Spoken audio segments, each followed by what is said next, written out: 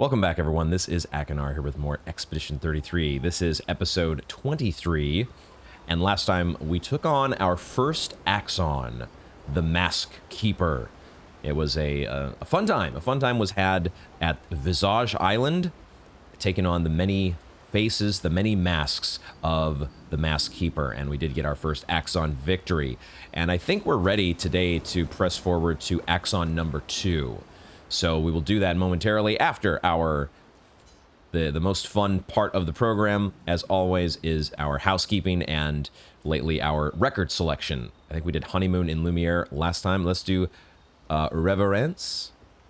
Don't know exactly how it's pronounced in French, but let's see how this one sounds. Okay, so we're ready to do a little bit of housekeeping here. I think my party for going forward is going to comprise, we're going to swap over to Lune and Mael, bring them back into the party, and we're gonna make some changes to, I think we're gonna go ahead and upgrade some skills for Mael.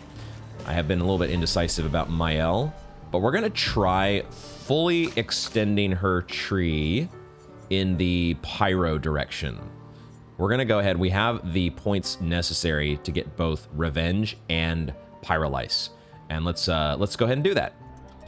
And we got recoats, as always. As I always say, we got recoats if my indecisive nature decides that I want a refund. Let's go ahead and pick these, though. We'll see. I don't know what enemies we're going to be up against in this upcoming area, if they're going to be resistant to fire at all. But, you know, even if they are, maybe we'll have a little bit of a challenge run, or just a little bit of extra challenge heaped on our plate, which is no big deal when we're taking on the non-optional content so far in the game. I think, just because I am overleveled, probably, but we want to swap in Pyrolyse, I think, in place of, we're going to do it like this. We're going to put this over here. It's very expensive. So Pyrolyse is 9 AP, but it does put us in defensive stance, and it does 3 hits of extreme single target fire damage. And it just applies a crap ton of burn, especially if you are in offensive stance. So I like that. I think I want to bring back Rain of Fire. We definitely want to keep Combustion as an option. And Swift Stride, I might swap that out. Do I want to bring in Revenge? Because Revenge is, we do want to be able to break an enemy as well. Let's bring in Revenge, put that there. And then my only question is, do I swap out Swift Stride? The thing is, we don't really have any skills that are benefiting, like, synergistically with Virtuose Stance. Every skill benefits from Virtuose Stance because you're doing 200% additional damage. But I think we might be okay swapping out Swift Stride for something like Rain of Fire. But we are going to be starved, I think, a little bit more for AP if we go that route. But I'm going to try it and see. We're just going to go full fire mode for Mael and see how that feels. For Lune, I don't know if I'm going to learn any new skills, but I think we might swap out, we might put Wildfire in for Rock Slide. I am not really using Rock Slide very much, even though I've had opportunities. These skills like Rock Slide and Lightning Dance, which we've picked up and we just haven't really used, because I think I've been making the mistake of forgetting that light stains count for everything. And I think there have been some instances where we've had light stains available to be able to consume them for Lightning Dance. And I just missed them. And I just overlooked the fact that, hey, I can use a light stain here. Like if we just did Immolation and then Ice Lance, that's enough to be ready to consume the extra, or to consume the stains for the extra damage with Lightning Dance.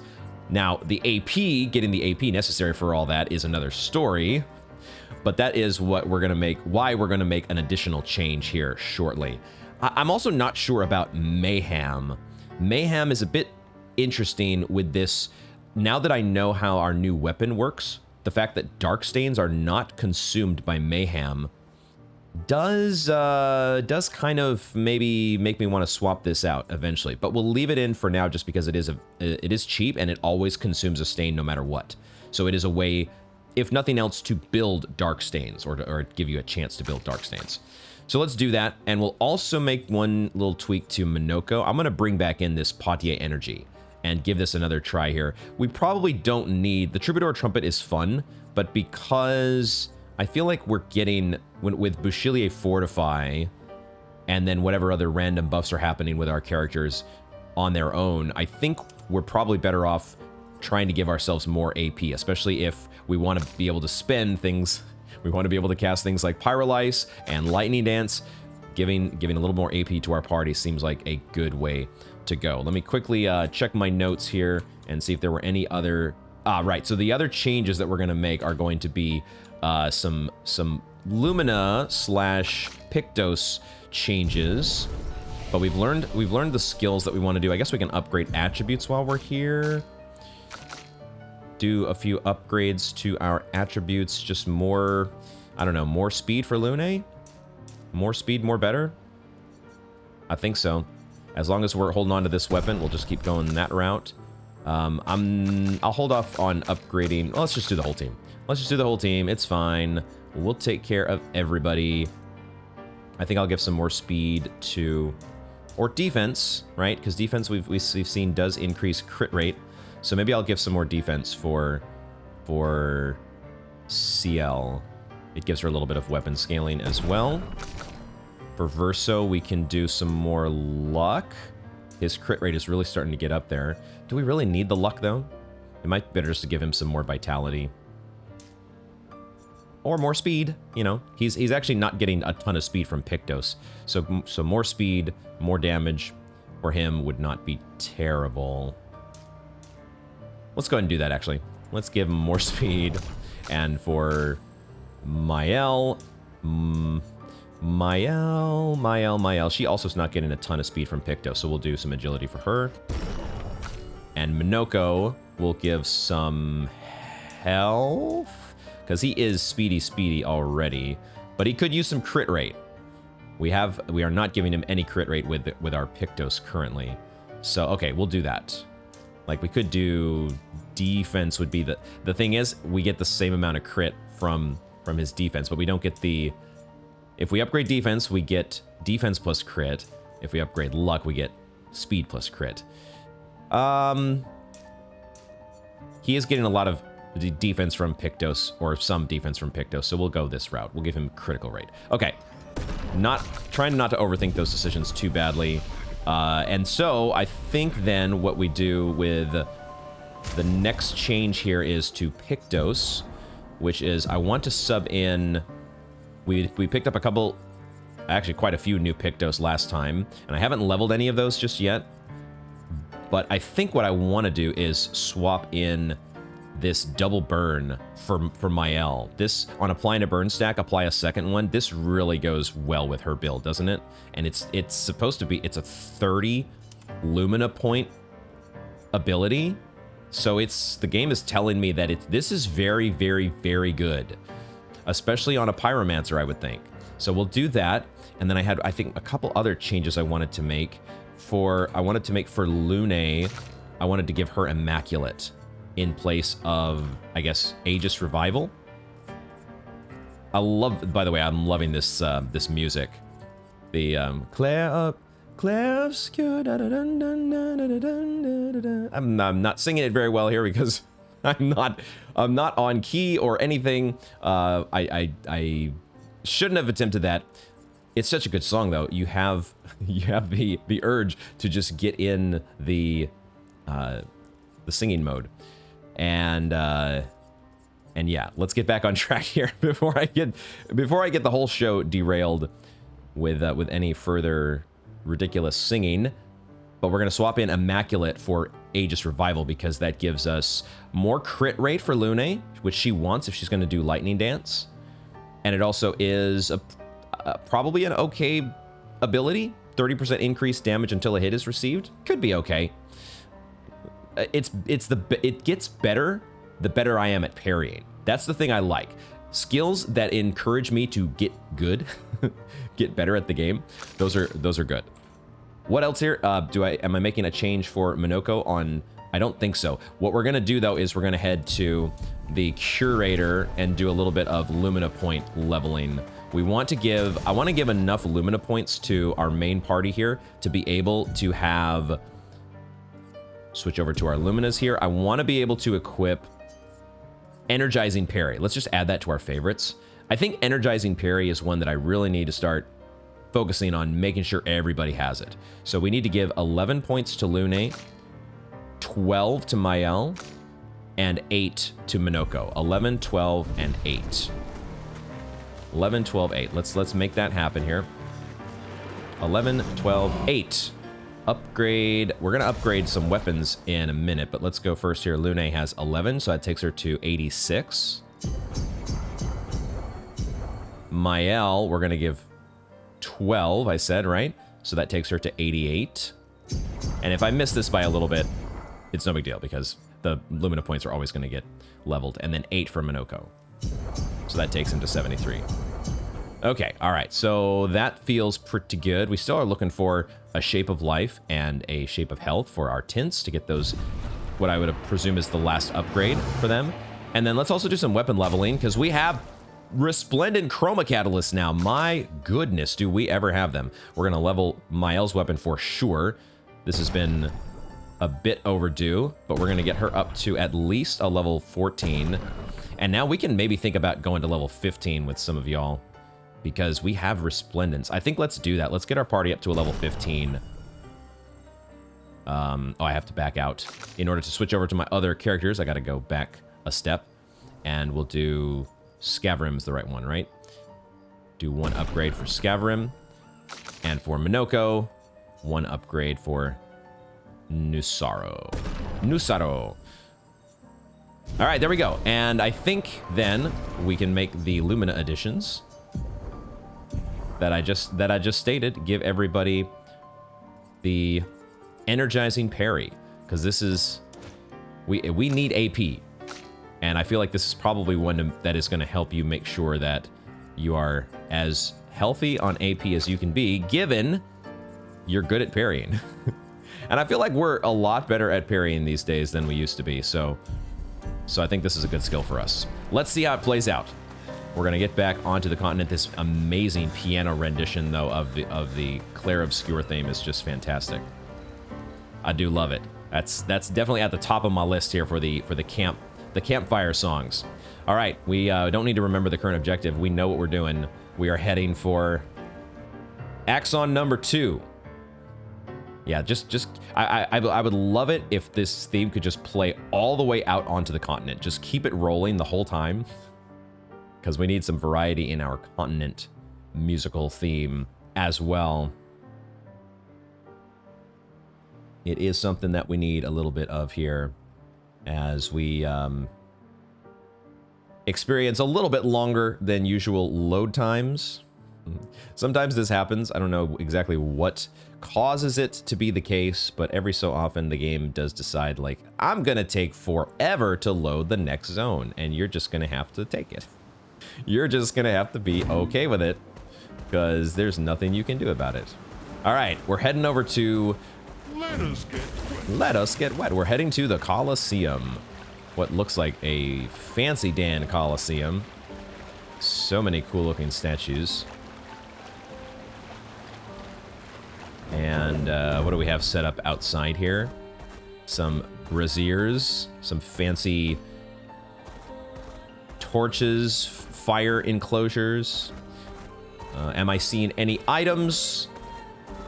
I do not think so. Similar to the Visage entrance.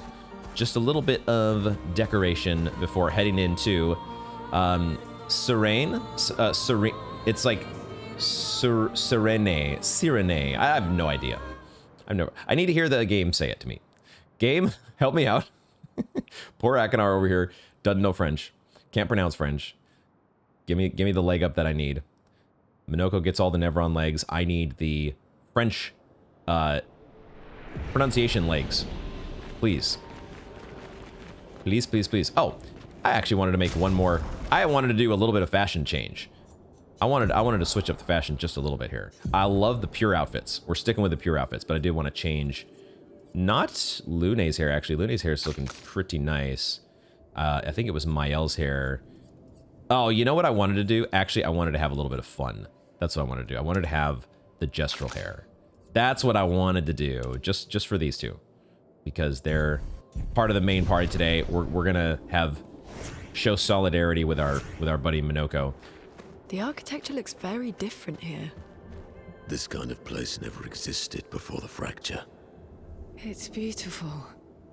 Feels surreal. It never existed before the fracture. So this was actually built afterward? I mean, we're in a fantasy land here, so who knows what time periods are supposed to be when, but this, like, the architecture, you know, it's reminiscent of... Wow, it looks so much larger inside. Good lord. But it is, I think, supposed to be obviously reminiscent of the actual Roman Colosseum. And so, to me, I would think, like, this structure would be so much older than everything else. But apparently this is more new.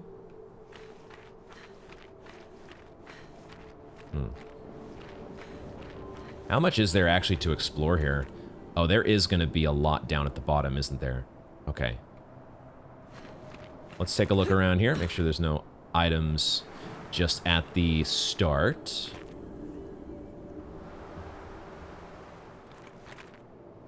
This is cool, though. This is different. Very different feel from a lot of the other places in the game.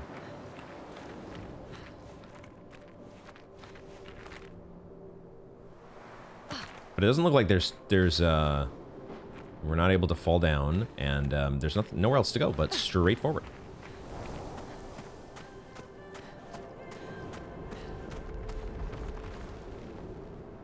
Gorgeous.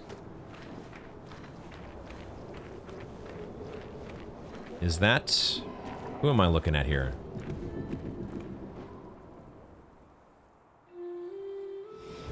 It looked like there was a figure that was sitting down there. SK! Why can't you fly with us on your back, dude? Why must you wait to get your stones? Why must that be? Oh, these guys, huh? Is she the Axon? I don't remember what this enemy is called. But they don't seem to be... Whoa, what's going on? What was going on with Ciel's eyes? She who plays with wonder. Can you say that one more time, Minoko? Wait, what is happening? Oh my god, they're all being, like, put into a trance or something. The music is gorgeous. Dude. That effect on their eyes is so... What's going unsettling. on? I don't know. She's manipulating your emotions. You have to focus. Minoko's completely immune.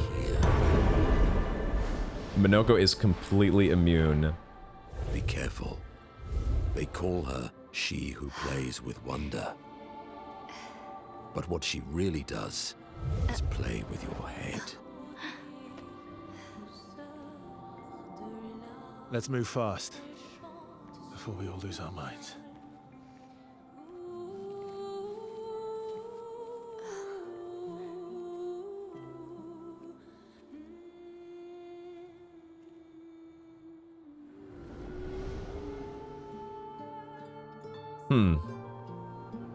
I always wonder in those moments, why did they stop putting them in the trance? If they were putting them to sleep or keeping them mind controlled, why would they stop? Why would they let them free? Why would they give them a taste of, oh, here's what you need to look out for, and now we're gonna let you free? But you're playing a video game, that's why. You have to be able to play the game and move forward. But okay, Minoko said the name and I still was not listening carefully. She who plays with wonder? Hello there. Hello there. What exactly are... You just have a single little... I always wish that I had a telescope, so I could look things a little bit closer. Oh, your garment is like woven or all twisted up in this platform. Huh. Hello. Okay, you actually were an elevator. Thought we were gonna get some dialogue, but your job here is to... What is your job? Oh, we're floating around. It's not just an elevator. You are taking us to our next destination. All right. So you're basically a... It's almost like a little UFO. Where are we going? Oh my god. That was... Maybe I should have guessed that that was going to happen, because otherwise we weren't going anywhere. We had somewhere or the other, somebody had to get us into the next part of the zone. So that was going to happen. Okay, there's a path over to the right, which feels kind of side pathy. There's also no side path to the left. Now some of these side paths may connect toward each other. No, it looks like this does go in its own direction. What were these, they were flying enemies that we faced a chromatic version, right?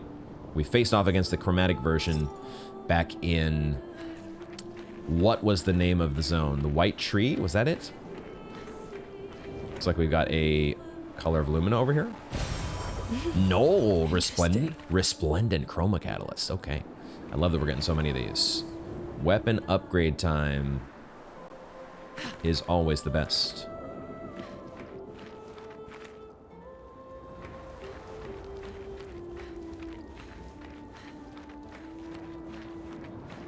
I do wonder though, it doesn't quite feel like the axons. Don't look at her for too long, you'll go insane.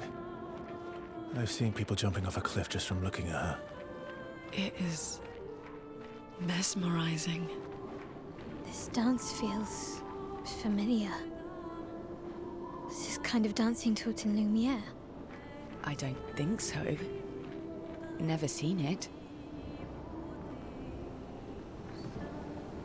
Do not stare into the eyes of the dancer, Serene. What did it say? Dancing classes? We've reached the dance class portion of the playthrough. I was just thinking, how exactly are all these, like, the axons?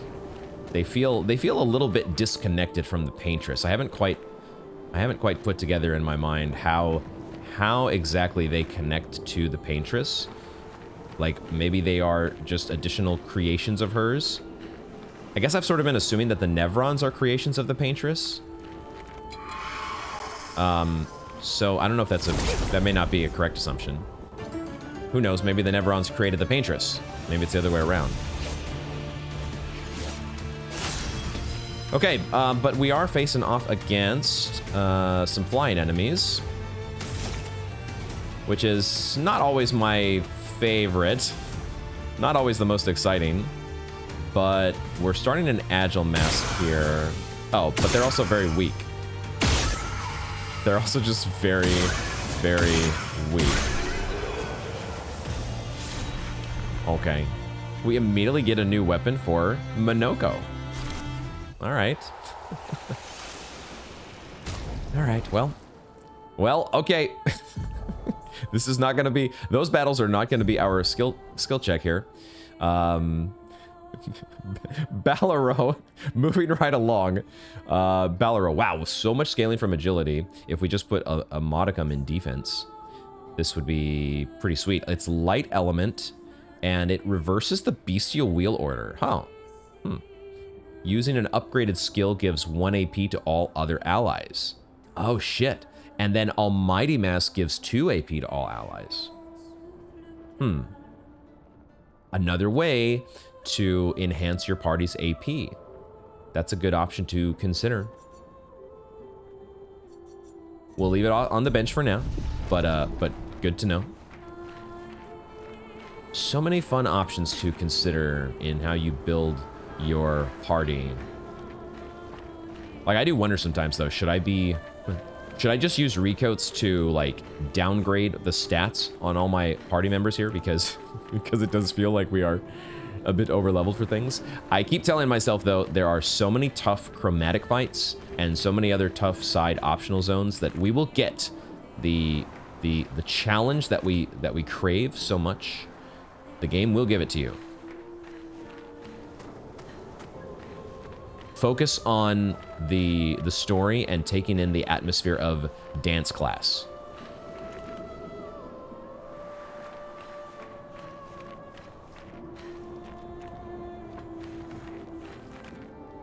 Okay, there's a rope downward there. Oh, and a paint spike. All right. Haven't seen one of these in a while.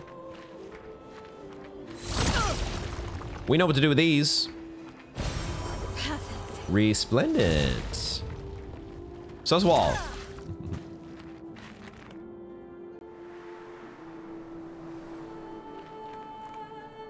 There's an audio log up here. We can get that. Take on this one group. Get you guys out of here so I can read my audio log in peace. Violence. Violence.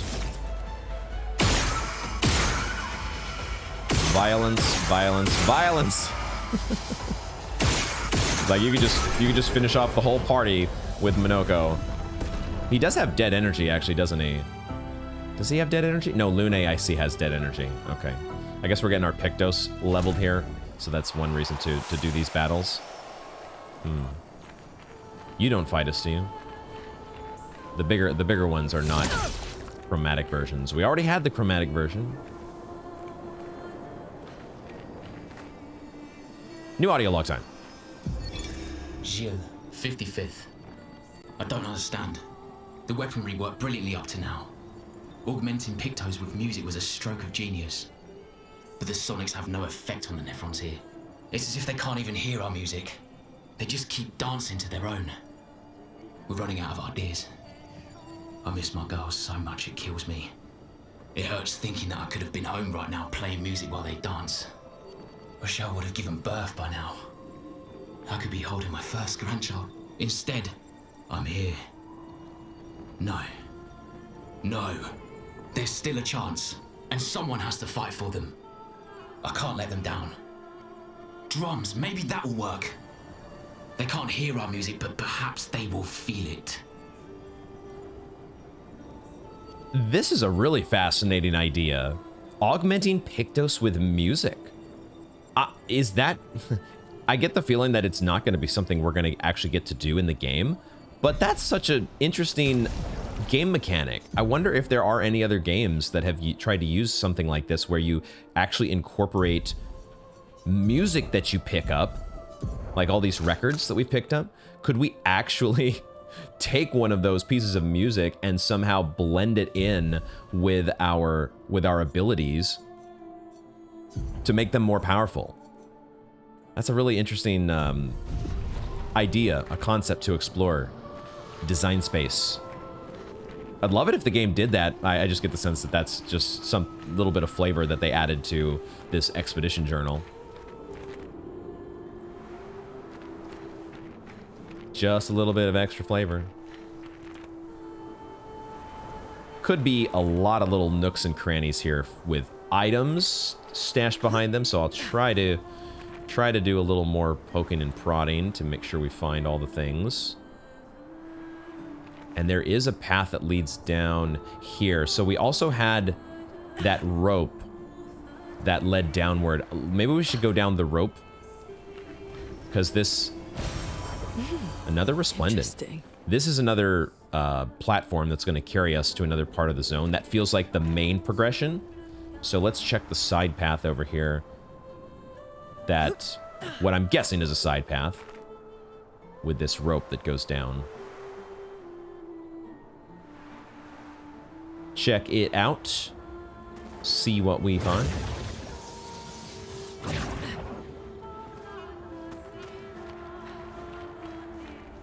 I saw there was a grappling hook spot over here. So we can head in that direction. Or we can head in this direction. Hi there. Not the scariest ambush when it's an enemy that I know that I can just Lovely feet. instantly wreck. Goodbye. Okay. I guess we're having a dance. We're having a dance that we're winning so far. A dance off is what I meant to say. Nice. It's not the most entertaining dance off just yet, but we'll get there. I have faith.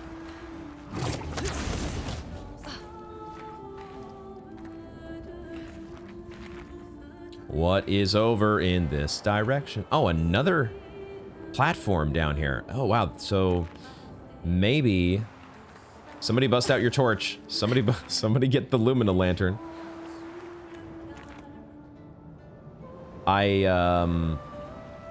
So yeah, which path are we going to take here?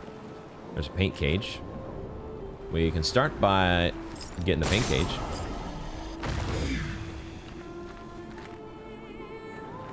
Are all of the paint locks going to be in the vicinity? They usually have audio clues to help you out, although these I can't really hear. At least I'm not noticing a particular... I thought normally the paint locks had a sound associated with them. Oh, the last one is just up over there. That was an easy one. That wasn't too bad. What you got for me? New Pictos, shield affinity. In 30% increased damage while having shields, but did it say receiving damage removes all shields? Receiving any damage always removes all shields. Ooh. So you just want to have one shield, basically. Just have one shield, and that's a 30% increase to damage. This goes pretty well with the skill that Minoko has, right? The Bouchelier Fortify. So we should give this to somebody. Maybe Minoko. What were the stats on the Pictos? 118 speed, 16 crit rate. Minoko could use some crit. We would be nerfing his health just a little bit, but I think it might be worth it. Healing counter has so much health. But if we're giving people shields, health is not quite as important. Let me check this skill again here. Bouchelier Fortify applies... See, the thing is, you need to have Heavy Mask in order to apply shields. It only applies Shell just on its own if you don't have the enhanced skill. So is that worth it? Is that worth it? I'll leave that. We'll leave that Pictos on the bench for the moment. But I'm gonna think about bringing that one in. Maybe as an overall build, if we can, like, if you went back to where everybody has the en media res to start the battle, then you could have a very interesting.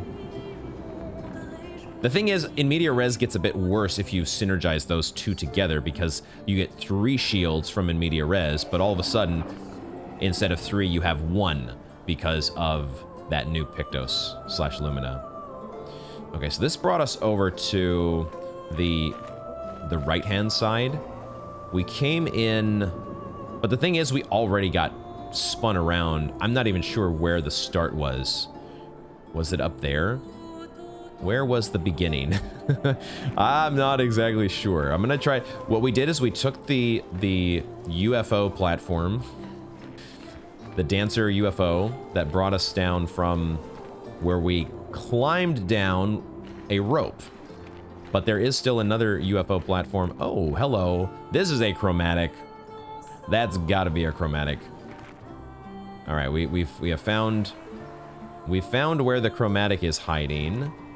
We can give one shot, but I have a feeling we're gonna add that one to the list of coming back to. Let's at least get some of the items around here. I don't really, not particularly interested in battling you all. But if you won't leave me alone, then maybe I have no choice. Great. A new Pictos Greater Shell. Plus 10% to shell damage reduction. Plus 10% to shell damage reduction. And what were the stats on that? It's also level 13, so it gives a lot of health and a lot of defense. Who is... That might be an okay one for somebody in our party. Lune right now... She is getting healing mark. 25% health on hitting a marked enemy. but it would be such a significant stat upgrade to just give her the greater shell. It just would be a less exciting Pictos or Lumina ability. But we would get it leveled. We would help get it leveled. Let's do that. Let's give Lune a whole bunch more stats. We'll do that for now. But I'll make a mental note, though, that the healing mark has been de-equipped from Lune. All right, we climbed up here, and there is a item back over here. This is a very, very confusing area. It's going to take me a little while to make sure that I have explored this thoroughly. Oh my gosh! And there's another. Oh, this is a rope that we're activating though. So maybe this is connecting back to somewhere we've been. Have we been here?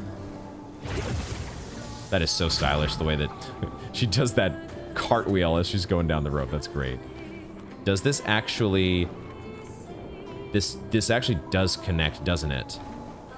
I think we've been here. Didn't we come down this... Oh no, this is somewhere else. This is not where I thought it was. Oh my god, I'm so lost. I'm so fucking lost. There's another platform here. Another UFO. Oh my goodness. If I could... there is a flag here. Oh wait, is this... Okay, maybe we have been here. This is the flag. Okay. I'm not gonna rest, but we are back to dancing classes. Okay, good, good. I needed to make that mental connection for my own... See, they look kind of like flying saucers. They're UFOs. I needed to make that for my own sanity, make that mental map connection. So now we have actually started to... I don't remember there being a UFO down here, though. Unless this is where we came in. This must be where we arrived here. That's what we did, right? And then we came down here, and there was an item, but there was no rope. Now there is a rope.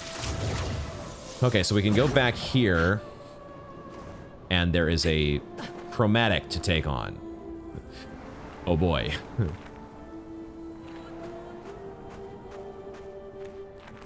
Sometimes the chromatics are at our level. Sometimes they're just an appropriate enough challenge for us to be able to take on at that very moment. But we'll see which category this one fits in.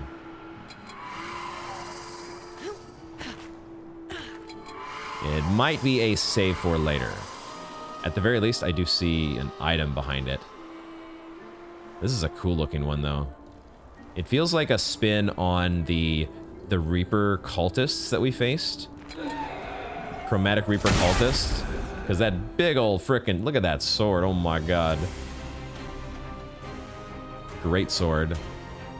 Ooh, oh. A little bit longer than normal load times. Okay, chromatic cultists, indeed.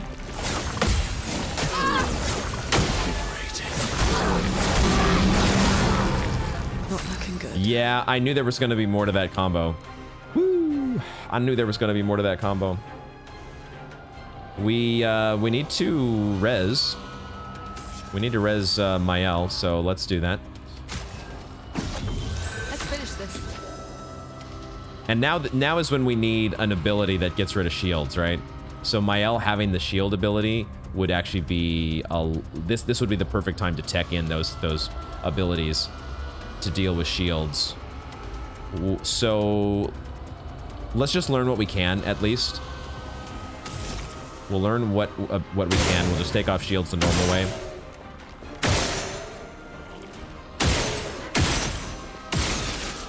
And then...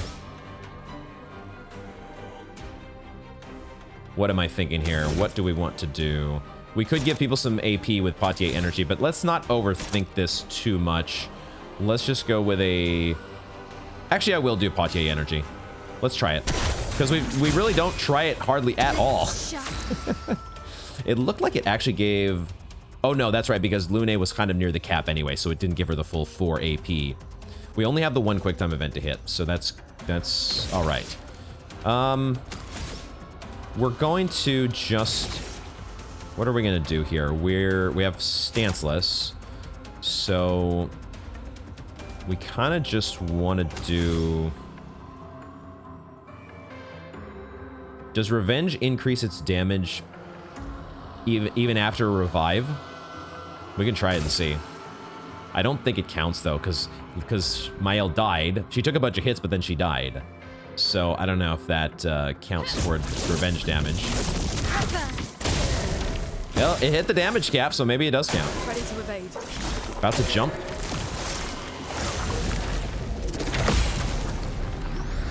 Okay. She gave herself so many shields. We really need to bring in the ability to deal with shields. My goodness. But at least I was able to read the reading the lines on that ability. That felt pretty good. Let's get Lune some stains though. Although we kind of need some healing. We weren't getting completely one-shot by... Oh, I could do Bachelier Fortify with Minoko. Okay, I'll hold off on healing for the moment. Let's just give everybody shields and shell with Minoko. Although I already have shell with Lune and Minoko, but I'll give some shields. A shield to everybody. The order that I want to do this in is I want to do Immolation first, right? Because I want to build the stains that are necessary for Lightning Dance. And now we can do what I said I was going to do, which is the Bachelier Fortify. Ready to go. And now, okay, so now Mael has a whole bunch of AP. She's in defensive stance, and so she wants to do Rain of Fire, right? Just keep on building up that burn. Flames. Rain. Watch out, Minoko. Okay. 31 stacks of burn. Holy shit.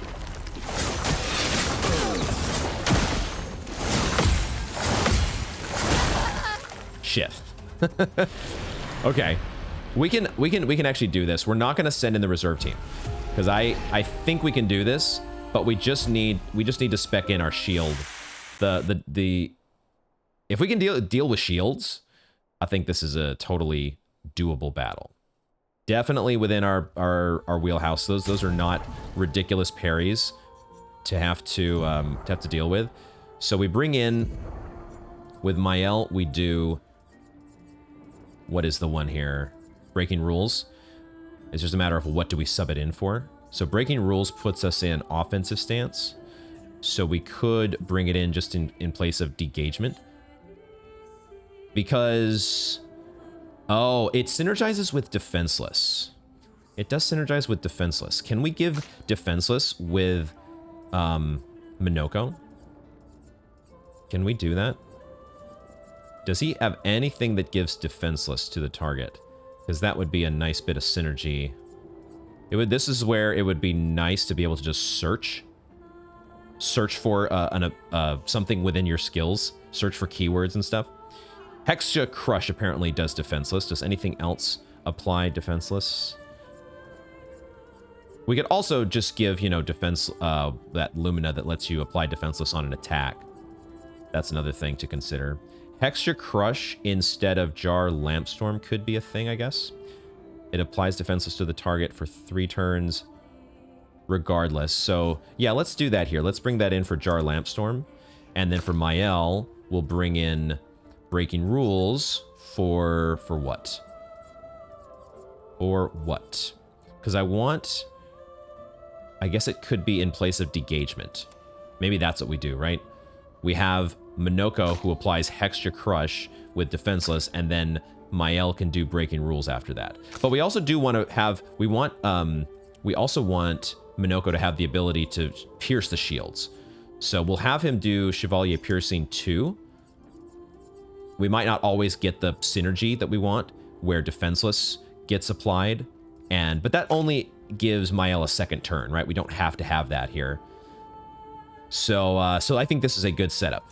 This feels pretty nice. Let's go with this and head back into the fight.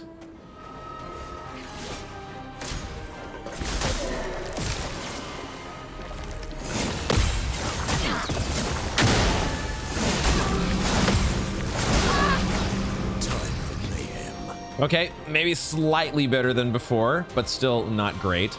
I did make one other change to Lune's Pictos. I decided to swap in this healing share that we picked up last episode because I wanted to give her a little less speed so that Mael would go first. So that makes the order make a lot more sense here when you get to apply, you know, Hextra Crush and then Chevalier Piercing, or sorry, doing Chevalier Piercing and then having Mael second to take off the shields, and then Lune being able to follow up to hit a shieldless enemy.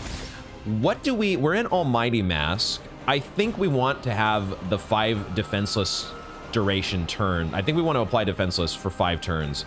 So let's do the Hextra Crush, even though it doesn't do any damage. It is going to take off a couple shields.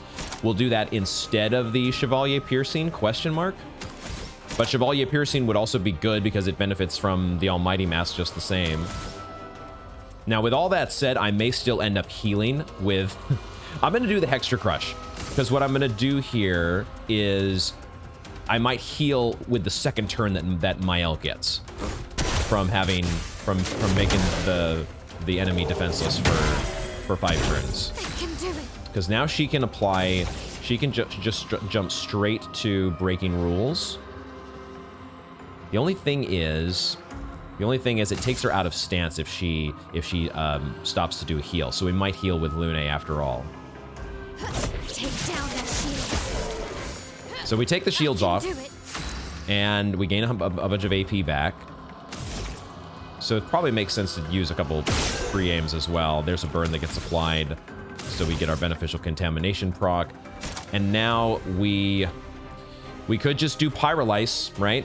We have 9 AP, why not spend it, right? And apply just a crap ton of burn while the target is defenseless. We're giving the target so much burn, we're kind of just hitting the damage cap. But it's okay because we want to follow up with a combustion to consume some of that burn. So I will do the Pyrolyse here. Let's do our cool new ability, guys. The ultimate pyro ability. Let's see what this looks like. Oh, that is an awesome animation. 50 stacks of burn? Oh my god. Okay, I need to heal my party though. The party does need a little bit of healing. So let's take our cleric here, our former cleric, who does have healing share and is going to get some of that healing herself when Mael gets healed. Nobody dies. There it is. Cool. Okay, about to jump. We parried this before. Can we do it again? Too early that time. Way too early. Fortunately, you are not one-shotting us. We have sufficient defense here where you're not able to deal that sort of damage to the party. I might just go with well, the Gulf Fury here doesn't do anything just because it's an enhanced ability. It doesn't deal increased damage because the target has a whole bunch of shields. So we might as well do Chevalier Piercing, right? This is what the build is supposed to do.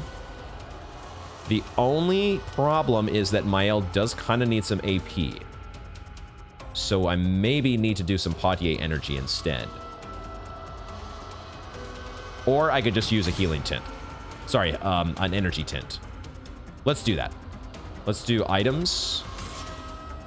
That's the thing, because the target is still defenseless. Mael's going to get a second turn once she takes off all the shields. So she's going to be able to get... Oh no, I didn't see this. She got cursed because we didn't parry that attack. Oh shit. So she's going to die at the end of its duration, which I don't know when that is. It has... Is that a number 1 that I see over Mael's head? So we have 1 turn basically. The character dies at the end of the countdown, which is at 1. So she's going to die at the end of her turn. So that second turn she's not even going to get. Is that what I'm being told here? Well, I guess I don't want to heal her then, because I don't have a way to take off this status effect as at the moment. So let's do breaking rules like we would normally. It doesn't have any... It does put us in offensive stance, but it doesn't have any synergy with us being in a defensive stance. So she did. She died from the curse. Oh my god. Oh, that's so unfortunate. Well, I want to... we have a gradient attack. She also has a way to remove shields. I forgot about the fact that Lune has a gradient attack. Maybe we keep that gradient charge around then, because we might need to use her gradient attack to remove shields. But let's revive. Let's get our party member back in here. Here. Watch out, Minoko.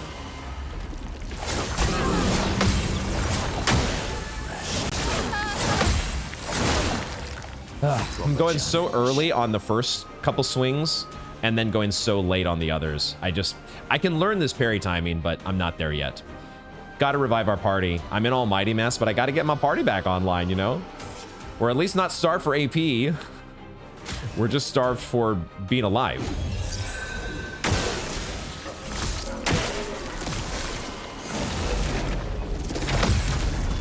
That one is very counterable. I'm ready. Okay. Man, I really, really need to be able to... Well, I can take a second turn if I use breaking rules. So let's do that. It synergizes so well with the... All those shields just go away. That's awesome. Can I afford to take one turn off here? I hate losing the stance with Mael, but maybe it's okay. Because I just kind of need to keep reviving my party. Still need your help. Why, yes, I'd love a dance.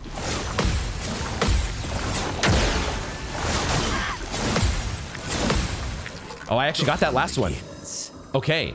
I thought I might have gone even a little too fast. I was trying to over-anticipate that last one because it does come very quickly. It does happen very, very speedily. We're in Caster Mass, so we don't need to give anybody AP. I guess I'll just do another Chevalier Piercing here. But I really need heal. I kind of need to heal. Let's give some healing because healing is actually worthwhile. So, Minoko's going to heal himself. And Lune because of healing share. Okay, that one I'm queuing into. Which is good because we don't want to get cursed. What was that laugh? What was that laugh? Okay, we're very, very, very close to... Let's just do another heal here. Let's get everybody topped off. This will hurt. And now I'm really loving this rotation. Oh, but I've Defenseless wore off. I didn't see Defenseless wore off. I should have replied Defenseless. Take down that shield. It's okay. All right. Now was Still our chance. fine. Lune hasn't had a chance to build any stains at all.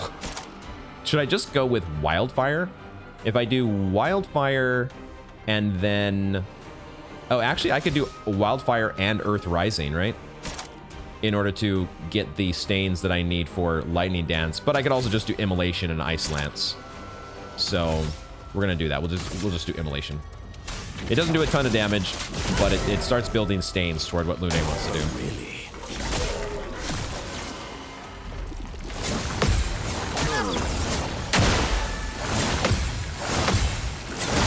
Way too early. Way too early on that last one. Shit. I did what I was afraid I was going to do. I don't want to waste an Almighty Mask. Almighty Mask is... This is a good time for us to do a Chevalier Piercing. Do a whole bunch of damage. And then Lune can revive Mael since there's a whole bunch of shields that are there. We could also heal, but I'm gonna bring Mael back, I think. We want to do a whole bunch of damage here while...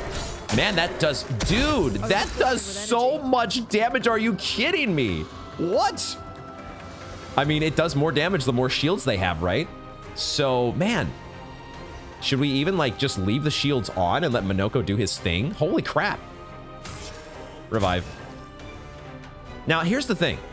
Here's the thing. Like, I want to get Mael back into action, but it might be better for me to just top off my party because there's two attacks that the enemy has, right? That one attack damages our whole party if I don't parry it. And so it doesn't matter whether Mael is alive or dead. But the second attack does target only one person. And it gives them a curse if I don't parry it. I'm gonna revive. I'm gonna revive.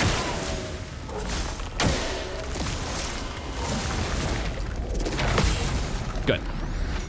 Starting to feel that one. I'm ready. I mean, it might be better for us to just heal here with Mael and let... Because he's in Agile Mask, right? Minoko's going to be able to finish her off, I think, with a Chevalier Piercing. He's got enough AP to do it. I think the battle should be over. I think we're good. I just heal Minoko because Mael still gets the healing share. And then the battle's over? Question mark?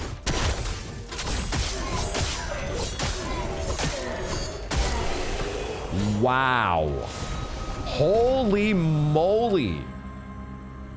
That ability is... We found the right spot for it.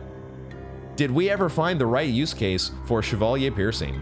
Okay, and we've learned some Luminas in the process, so cool. Okay, Resplendent Chroma Catalyst and a new weapon for Verso. A level 14 weapon. It doesn't look like it scales exceptionally well. That attack power wasn't super impressive. What are the abilities though? Oh, never mind. No, it's got decent scaling. It just shows, I guess, the base attack power there on the...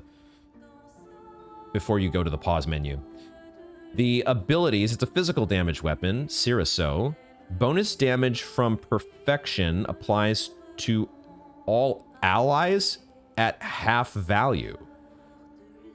So the more perfection that Verso gets, the more damage the party does in general. It's just half as potent.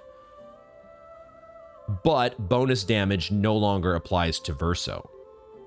So you take away, you basically have the bonus that Verso gets to himself, but also the allies get that what you took away.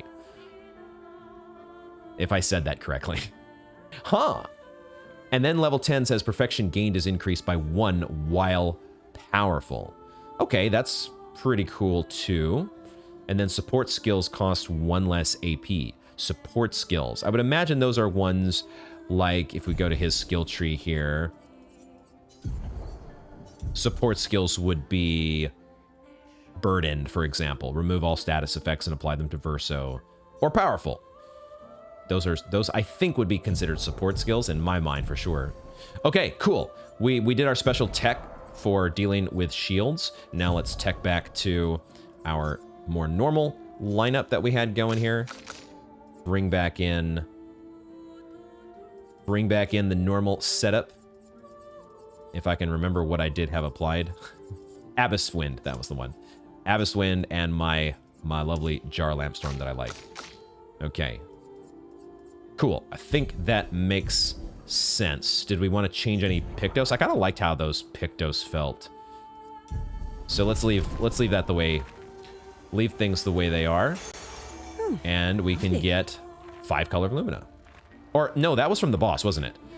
The what was the item that we picked up here? Are we still waiting for the prompts from the battle to there it is. It was a new Pictos. Effective heal. Double all heals received. What? Double all heals received. I mean, do I just put that in place of healing share? Receive 15% of all heals affecting other characters. That's fine. But this effective heal, man, it's also a 30 Lumina point ability. So I think I want to give this to somebody. It probably makes sense to give it to Lune because she has the most health.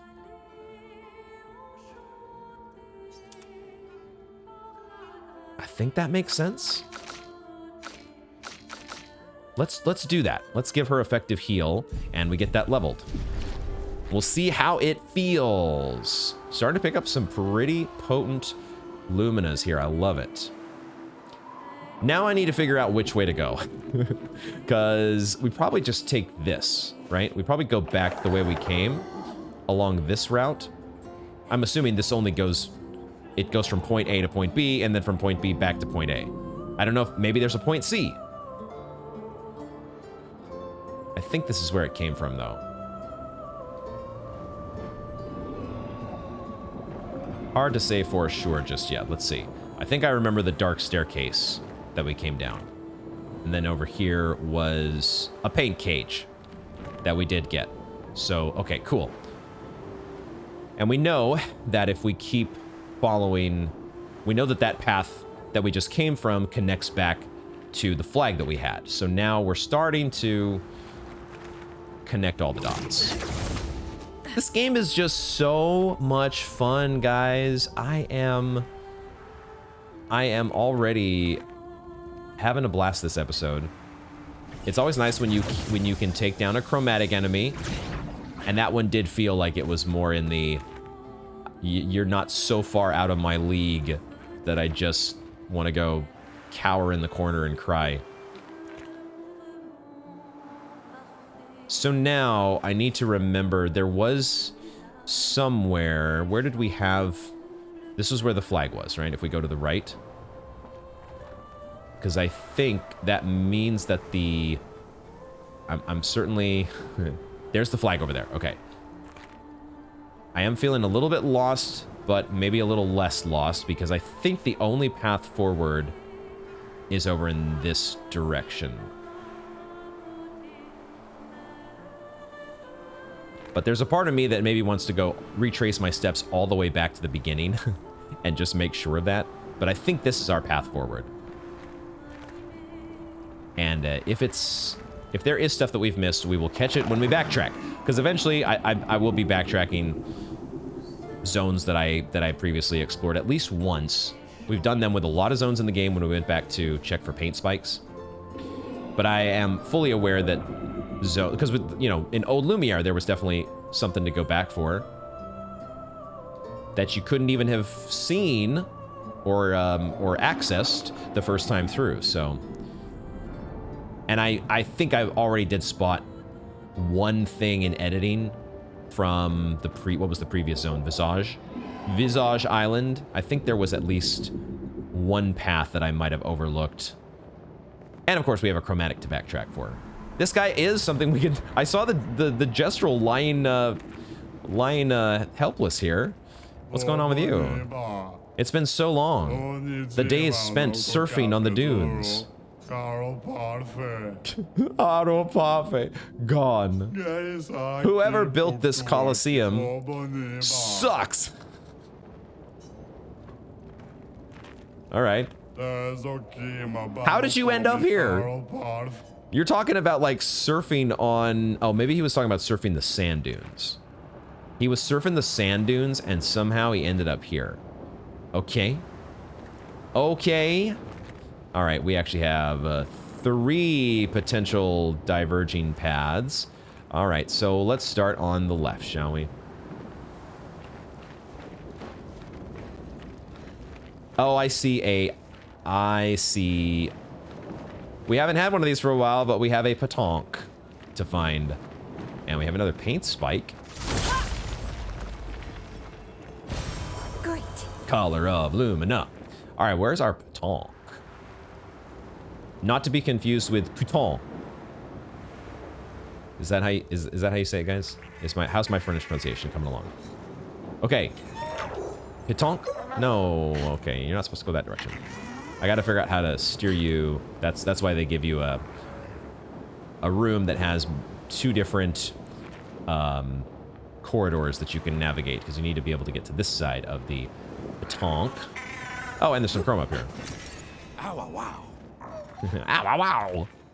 Right, any other items that I overlooked here as I was tunnel visioned on proper pathing needed to corral the petanque where we want him to go.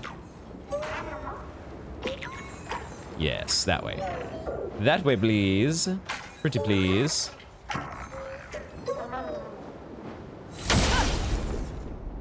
Petanque corralled. Cue the mime music, which is also the petanque music.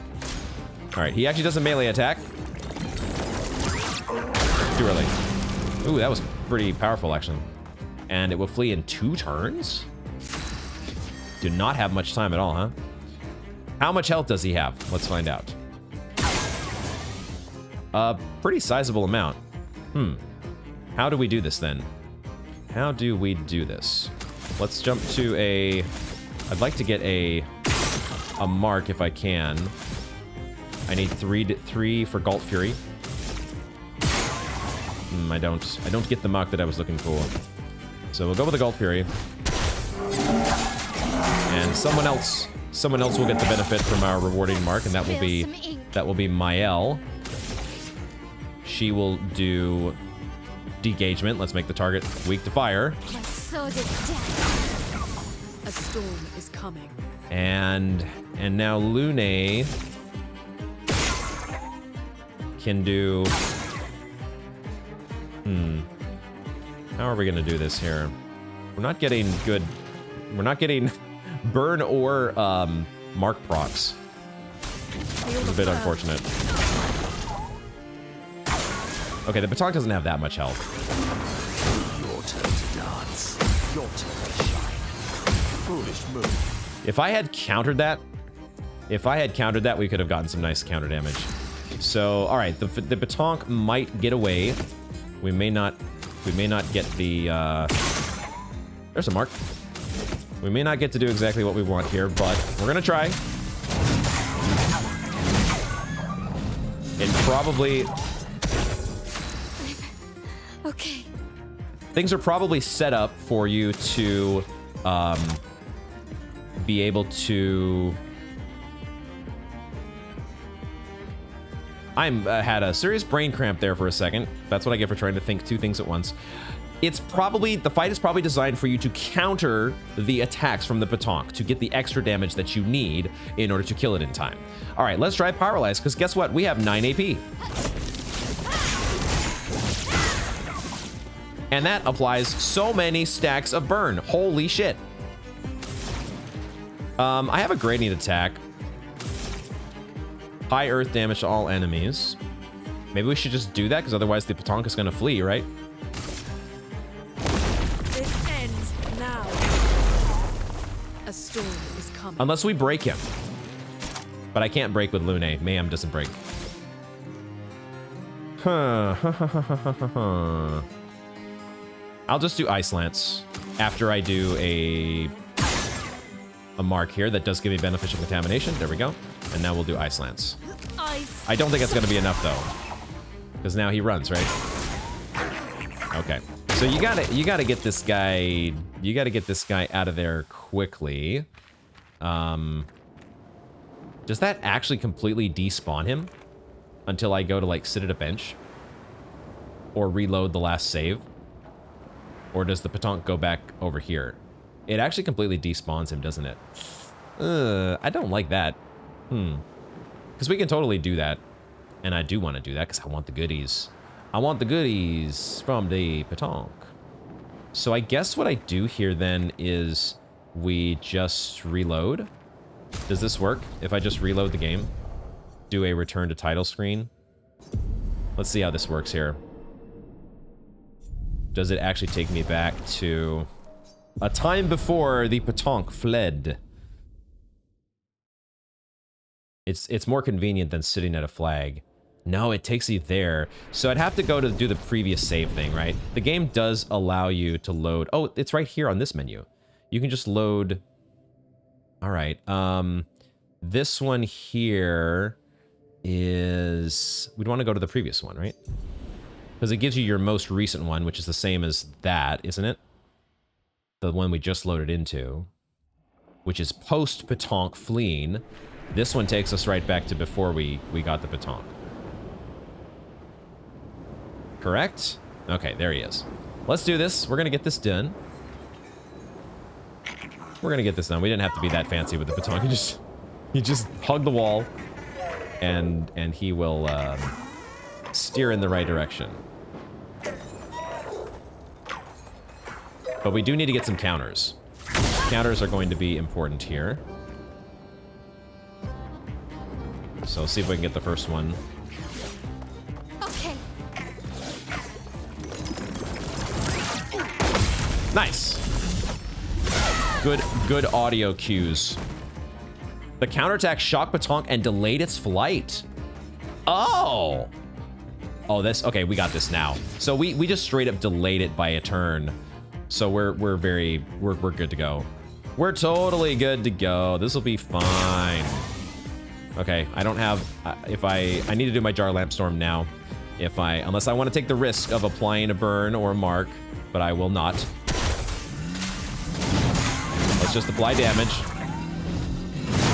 Because Jar Lamp Storm is still just good. Now, I will try to get, there we go, perfect. We get a mark, which means we're gonna do degagement. sword is death. And we try to do the same thing with Lune. Beneficial contamination we're going for. There it is. And that lets us do an immolation.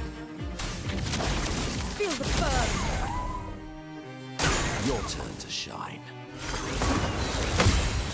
I'll do it. I love dance.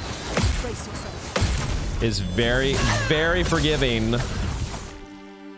Oh, okay. Anytime you do a counterattack, it delays it. There we go. Okay, so we're fine. We're going to be fine, guys. Everything is awesome. The timing though on those little cannonballs is so very forgiving. I'm liking though the fact that we are able to afford Pyrolyse. We are able to afford that very easily here, and that feels like the way to go. Especially when you get some of your AP back from rewarding Mark. That feels awesome. Let's do some free aims. Cool. And then we do an Ice Lance.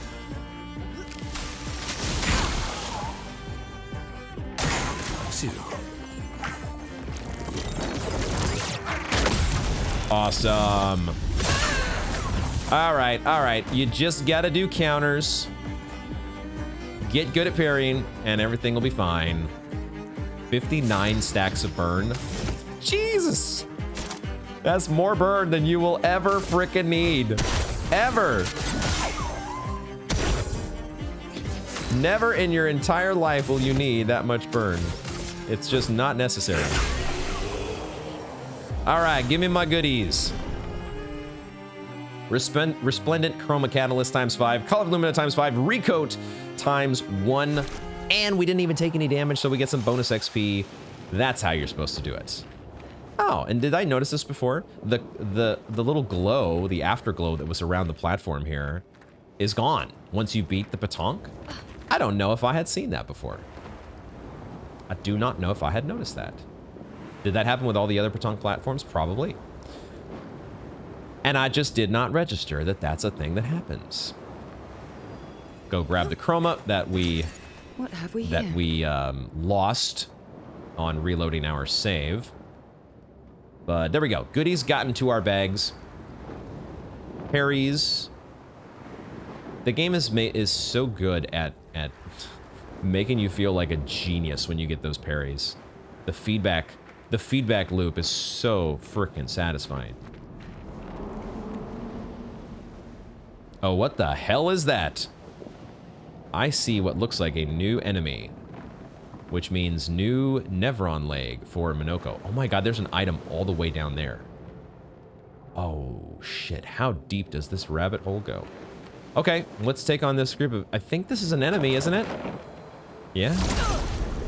It's a whole bunch of these flyer enemies all wound up into one big ball. Is it also a flying enemy, I wonder? I don't know if it is a flying enemy or not, but I'm noticing that there's no ability for Minoko to gather. I guess it doesn't have legs. I hadn't really thought about the fact that, hey, it actually just doesn't have legs. So, you know, if there's no leg to collect, it is dodging most of these though, but it doesn't dodge all of them. So flying enemies, they have like a higher dodge rate, but it's not, maybe I have it overrated in my mind how much they dodge stuff. Because I have it like this thing like, oh, they basically 95% of the time dodge your attacks when they're a flying enemy, but that maybe is not, I might be overestimating that. We picked up another new weapon. Who's this one for? Obviously it's for Lune. If I'd have paid attention to the Southern Cross, the four-way structure of the weapon. It's up here at the top. Halim. A light weapon, scales nicely because it's a vitality and agility scaling weapon, and it has a 50% chance to generate a light stain when consuming stains, and +1 AP on consuming a light stain. Dude, Now, why does that do so much less damage than... Like, it's only 2 levels lower, but it feels like we're getting so much less scaling with this. Why is that the case? Do those 2 levels really make all the difference? Man, I gotta say, I love the sound of this.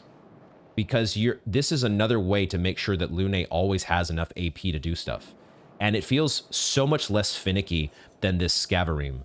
Because I'm having trouble just getting Darkstains online sometimes, and then having them active, and then the only way you can consume them is with a base attack. It's a powerful ability, but it does feel a little bit like this Light Stain generating plus giving you additional AP. That's so much more. It's a go with the flow. It goes with the flow of what Lune wants to do. I'll think about that one. We'll keep trying to make Scavarim work. You guys are you not gonna attack me? You're just here for scenery. You are the dance instructors that do not actually dance with the team. Okay, do these paths kind of lead around to each other? I think it looked at first like they might just kind of do like a figure 8 and loop back around to each other, but now I'm not so sure. I think we might be able to... An advantage. Oh. There was no boundary there. There was no railing there. Okay, sure. That's fine. I guess we gotta explore it all anyways. We were at the end of that one particular path. I'm guessing we're gonna be able to fall down even farther, but I don't know that I want to just yet. We'll take you out, I guess, just so you're not in my way anymore.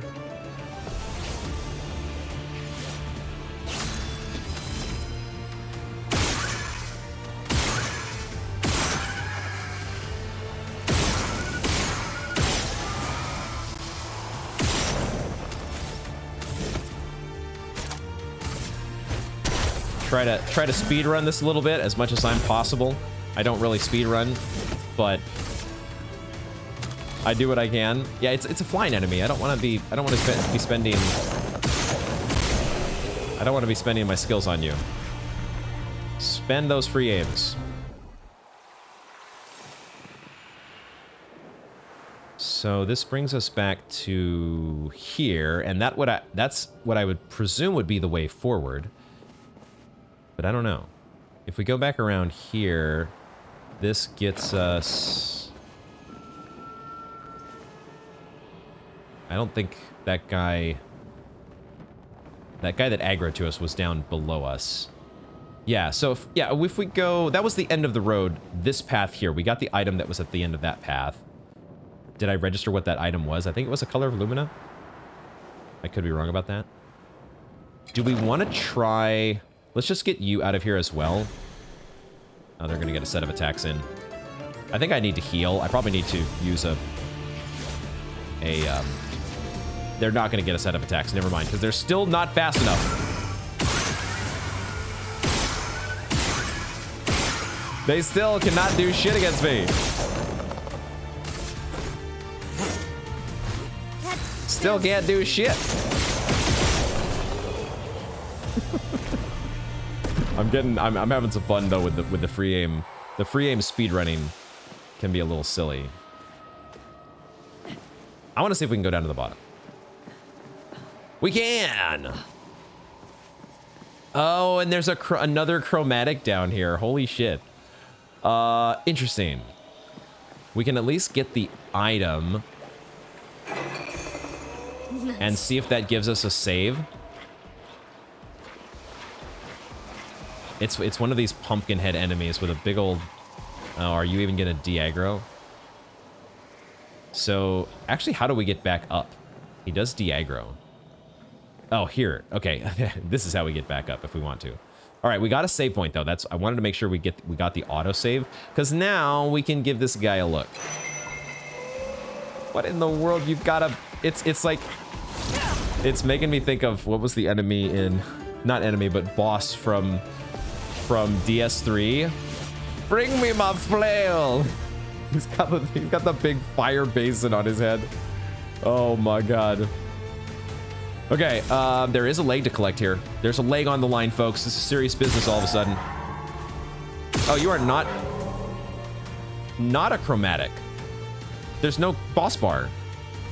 I had like it all hyped up in my head that this was going to be a boss fight. And look at me now. We didn't get any contamination procs, unfortunately, but we'll do a Gulf Fury. I still need to heal my party with a Chroma Elixir, but this guy's... Okay, never mind. Grabs a spear from its hat, Venusaur. All right, but you're about to be dead. You're about to be dead, my friend. You're going to be gone. Does it even matter what I do? Revenge? Didn't deal that much damage because Lune had not, or Mael had not gotten hit, but okay, this guy was not a chromatic. What the hell? That's so interesting. Venusaur. But there is a Minoko ability to collect, and we get a new Pictos. Powerful on shell? Apply powerful on applying shell. Yo, what? Venusaur's foot, yeah, we got a new Minoko skill, but this Pictos, we're already giving everybody shell at the start of the battle, right? With auto shell? Powerful on shell is only 10 Luminas. Okay, we need to give this to somebody to get this leveled up. We could put it in place of Immaculate. It has a bunch of defense and crit rate. Defense plus crit rate. It wouldn't be a bad idea to give Minoko some crit rate. Defense plus crit rate. We could nerf his health a lot by doing this powerful on shell, but I think I'm going to do it. Apply powerful on applying shell. That could be a very good thing to give to the whole party. There's also this auto regen. That's what we picked up, isn't it? We picked this up at the top of the little path that we were just on right now at the top of this room. Auto regen, apply regen for 3 turns on battle start. That one's okay, I suppose. Okay-ish. I don't know. We haven't done too much regen at all, and I have not been noticing how much healing regen does. I'll think about that one. I think about it. What I also will do is I will heal the party. Because I keep forgetting to heal everybody. We have 5 Chroma Elixirs. Let's just heal the party and get on with it. That was so unexpected, though, because the enemy was so unique looking. I was like, there's no way this is not a chromatic. Why did they... That's such a curveball. I'm trying to figure it out. Why was that enemy there looking so unique with its gosh, what was the character in DS3? Father... Oh, shit. Because it was Sister Frida, and it was the guy that the painting is named after, right? Which is funny because Painted World and all the paintings in Expedition 33 that we've got. Ariandel, right? Ariandel. It looked like a blue flame version of Ariandel's big old pot. Great. Big old Lord Vessel. All that aside, though, let's keep moving forward.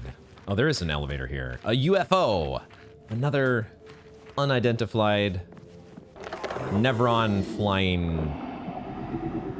flowing fabric spacecraft. Let's get it going. On to the next. This place is huge. It is. Expedition 67 for destroying a lot of the walls to get further. Oh, really? Progress without that. Feels like home. Oh, man. So, Expedition 67... She said it feels like home. They had to break down a whole bunch of... That's why the place is, like, half destroyed. It's Expedition 67's fault. Because otherwise, the place was blocking their way to get access to the Axon. Oh, I see another fading figure up ahead. Let me just make sure I haven't... there wasn't anything back over here. Okay. And nothing to... Oh, there is something to the side. There is a manor door. There is a manor door. Let's do the manor door before we talk to fading person. Let's see whose room we're checking out this time. The family manor, as we are learning. We got to check out Verso's room last time. This time we got sent straight to the lavatory. And Minoko is trying to pretend as though he is a bush. There you go. Please don't take a crap in the bush. Don't. Okay. The toilet is not. That's not the. Here it is, right here. It's the water closet is over in this direction. Minoko, please. I know you're a gestural, but try to act with some semblance of humanity. Okay, that actually was not anybody's room. That really was just the water closet / restroom. So, was there anything to pick up here at all? I didn't see any items or switches. Any hidden switches? Wait, what is floating in the air? What in the world is That was Minoko. That was his... The little, on his Viking beard, the little parts that are helping fasten his beard in place. Not all of Minoko was rendered in there. Only the little... What are they called? I don't know what the term is. Braid fasteners. Okay, that was an easy one. not that getting out of the manor is complicated at any point, but this one is maybe the least complicated journey back to the entrance that we've ever had. So there you go. Quick little manor interlude out of the way. And now we get to talk. Let's talk with Mael, actually. Using Mael to talk with another fading top hat man. As I get older, I wonder, can you ever truly know someone else? Then again, how many truly know themselves? Ooh, deep. Yeah, I was gonna say, it's more like a lucky few than everybody, I think. It is a blessing to understand your darkest nature, or a curse to which we turn a blind eye. We lie to ourselves all the time, don't we? About things we'd rather not admit or confront. About ourselves. About each other. Then there are the things we genuinely don't see. Isn't that just human nature? I wonder. I have nothing but time these days to wonder. What I missed that might have changed things. What is it that I didn't see? That I couldn't make myself see? It sounds like you have many regrets. When did she start pulling away? The man has gone silent. I keep thinking that they're referencing the paintress, but I don't know for sure. I really don't know what to make of the fading figures. They're a confusing bunch. An enigmatic, not enigmas. I just made up a word. Enigmatic. We'll try to stay within the... There's enough words in this game that I don't know. I don't need to be making up new ones to join the bunch. This is just a brand new type of enemy, huh? These guys are just here as...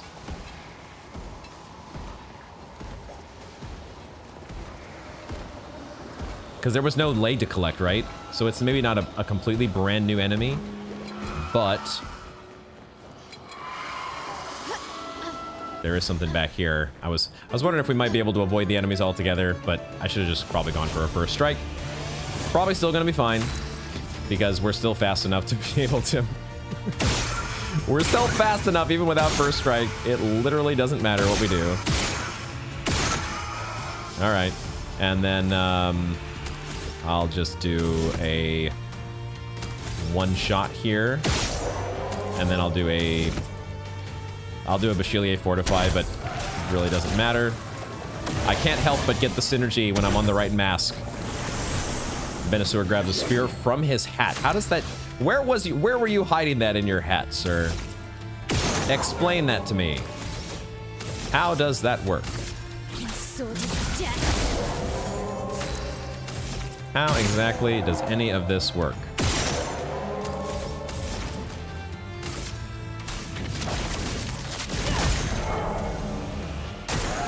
I do like the changes, though, that we've made to our...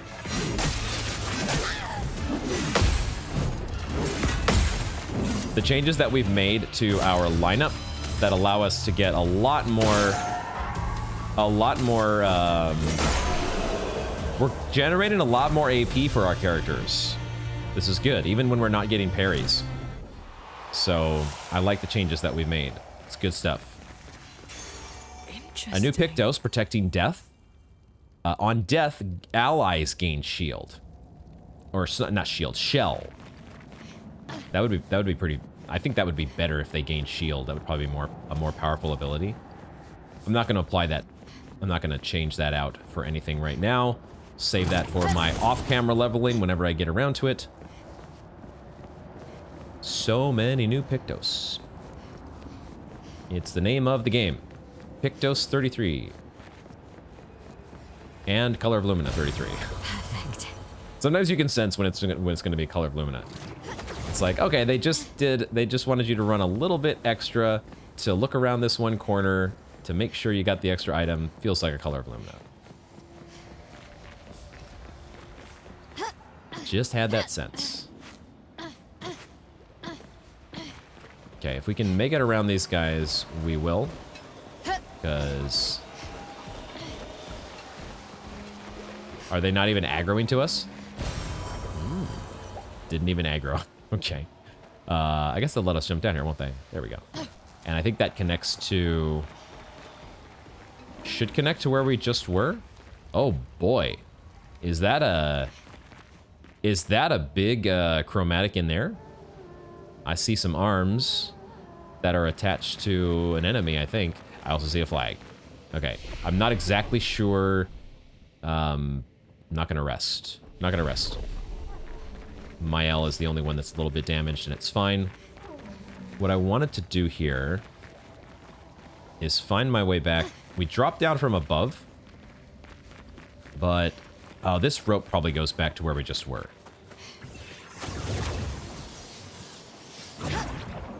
That's my guess. Yes? Question mark? I think so. Because that's where that Color of Lumina was down there, right? So if I go here, it takes me back down. Yep, okay. I just needed to connect that dot.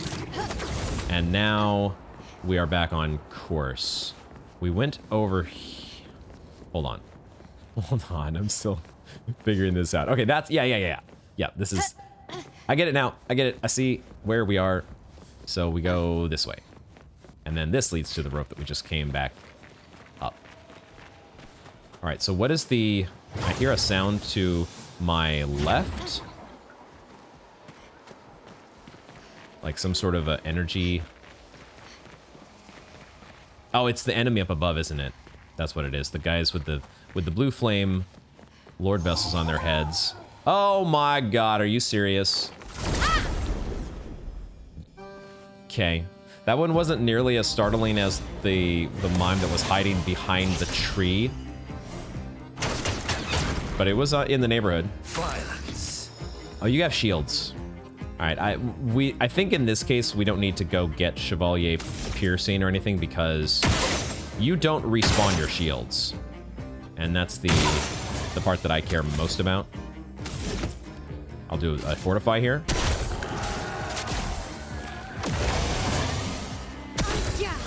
And now we just start stacking the burn. My sword is dead.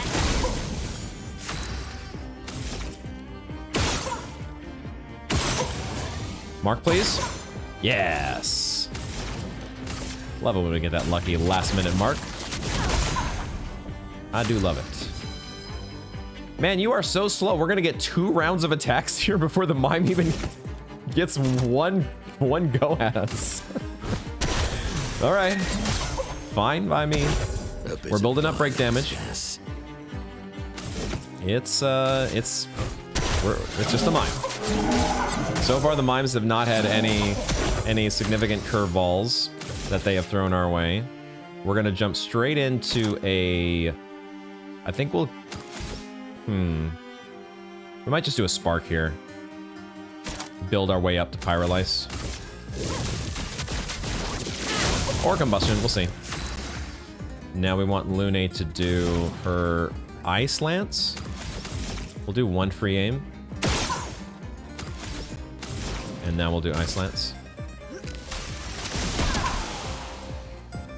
25 stacks of burn already. Missed that second on the hand-to-hand combo. Dang it. Dang it. But you are ready to be broken. Even in spite of all that.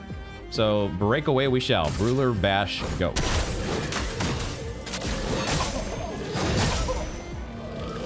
Even without doing the old counter damage, we get the mime where we want it.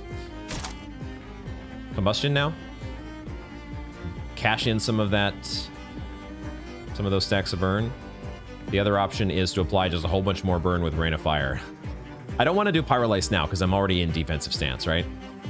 So if we just do... What we might do is do another degagement. Let's do that. Let's just do a degagement. And we're not spending a whole bunch of AP. We still have AP for Pyrolyse next turn. And now, so now Lune does kind of need some AP, which Minoko could give her with his Bouchelier Fortify, but we could also just... Minoko's not going to be able to afford that, though, because he needs 4 AP for it. So, what do we do here? Might just give a whole bunch of AP to... Lune will give AP to herself. Minoko will just do nothing. He will just attack, I think. Just a regular old attack. Boring, but he needs to build up some AP.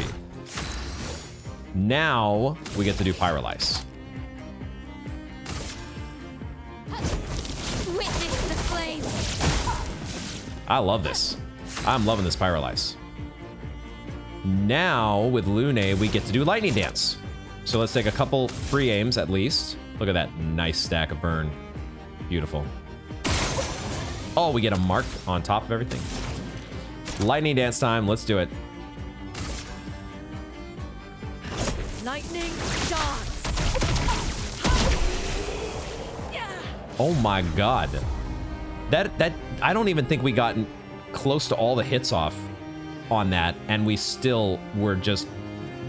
That was massive damage. We did consume the appropriate stains. So Lightning Dance can be very, very, very, very potent if you set things up properly. And so, as a reward, we get to upgrade, quote unquote, Lune's hairstyle. She has a Cyrene hairstyle, which, oh my god. Gestural hair gets left in the dust by... Look at the volume on this. Oh my goodness. Lune is... I like this, man, actually. I might leave this for the rest of the game. This is a great one for Lune. Can I get some accompanying Cyrene haircuts for everybody? Okay, we got our flag already. The mime has been dealt with. That's where we came from. There's only one way to go. Move forward, we shall. Is this the Axon? What's that? The Tissue. It works for Siren. So he creates all of that for her. We should take it out. It would definitely be an advantage against Siren. Siren. Siren. Thank you, Verso, for saying the name that I needed to hear again. Did they call this thing a tissue? As in like a seamstress? So it's the one making all these fabric enwreathed UFOs, huh? All right, I'm just gonna check for some side paths because I did see over on the right-hand side there was a... Oh yeah, there is a path here. I saw there was a grappling hook over there to the right. So before we even just jump into battle against the thing, we explore around to the sides a bit. Where is this going though? Oh, there's some paint locks. Paint locks, that's what they're called. There we go. I knew I heard something. Is this the paint cage? This is the paint cage. So we Take you out. And then there's one more somewhere. There we go. These are... Wow, that... They did not make us look very far for those. Useful. A revived tin shard. Very nice. So many resplendents that we're getting here. Okay, there's another purple item over there.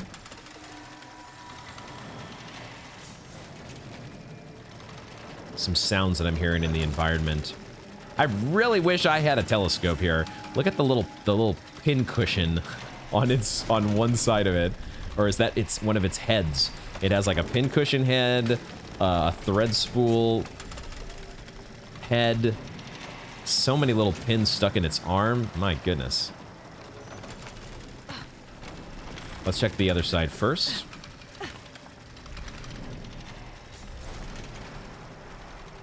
A tissue. It's making me think of Silk Song because there's so many That will help. there's so many references to obviously silk and thread and needles and pins. There's even a character actually called the seamstress and a pinstress. Like it is. They would be right at home next to the paintress. Haha. Wait, what's over here? I thought there was an enemy that was singing for us for a second. It's just a new... But that's interesting. If you have headphones on, you can kind of hear how when I tilt the camera, the voice is coming from the left now. And now it's coming from the right. It's like directionally, we're getting the soundtrack from this part of the level. Was there anything over here? Oh, this is a massive thread spool here. Look at this. I think there is something over here. No, I can't go there? Really? You're not gonna let me go around here? Okay, well I guess there's no item over there then. Okay. So then the only thing in this direction is where we get the lovely singing.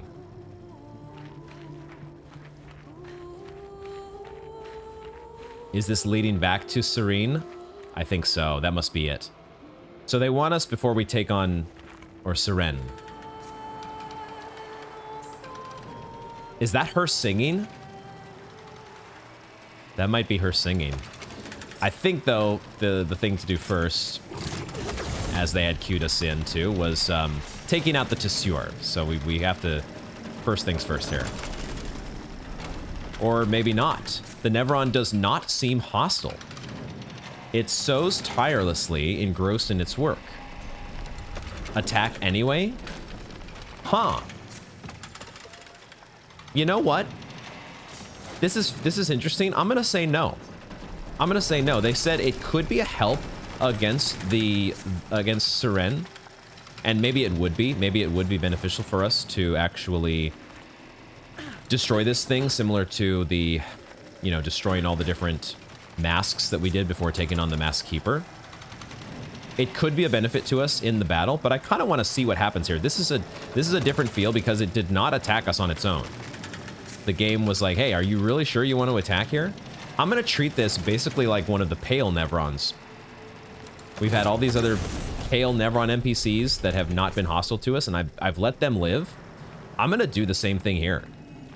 Even if it means we might be having a tougher battle against Seren.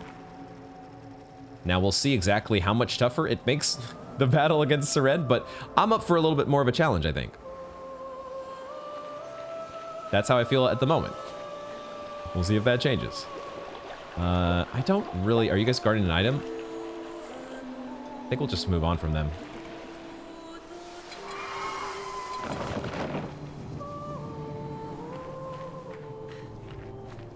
I think that is her singing, though.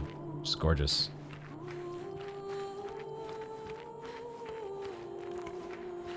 Oh, there is something up here. There are lots of these side paths that are often easy for me to overlook. They do kind of blend in with the environment sometimes in a way that I sort of overlook. I'm like, oh, there's nothing in that direction. When in fact there is.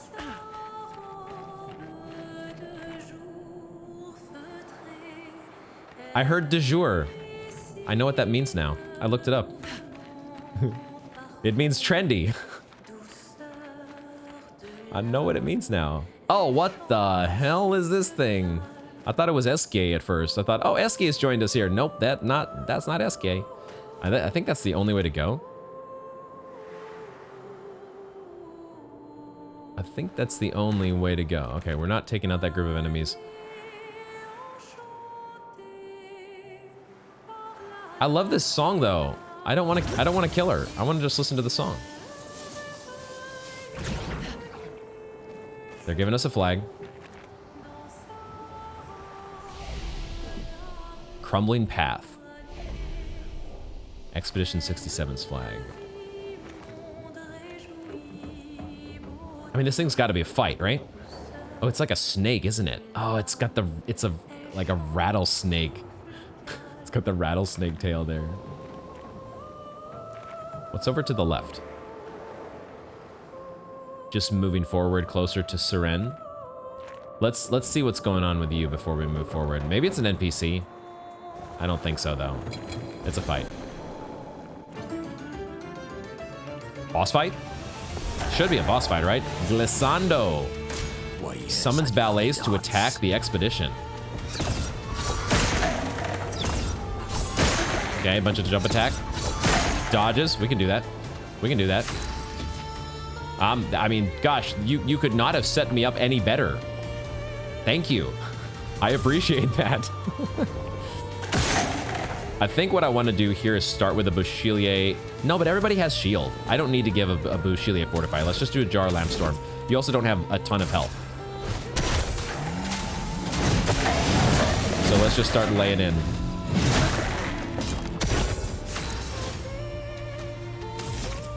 I would like to get one beneficial contamination if I can. If I can. There we go.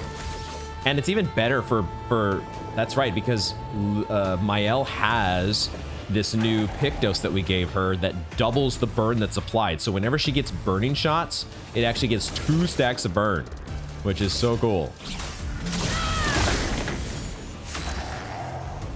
And for Lune, we kind of want to do the same thing. Did we did not get an additional burn yet. There we go. Now we can do Immolation. Try to set up the same thing that we did before with Lightning Dance. Enchants its target.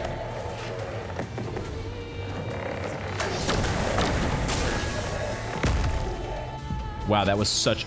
That delay. I'm also noticing a weak spot on the tail that I didn't see before. Was that the most delayed attack that's been in the entire game? Holy crap, I was like, is it even gonna do anything? All right, Charm, we know what this is about. I think Minoko's just going to attack himself, basically. Except, yeah, there it is. Oh, we attacked Lune this time. All right, Lune took a hit. Probably it would be a good idea to heal the party here, but I don't want to do it with Mael. I want her to be focused on applying Mark first and foremost, but then we do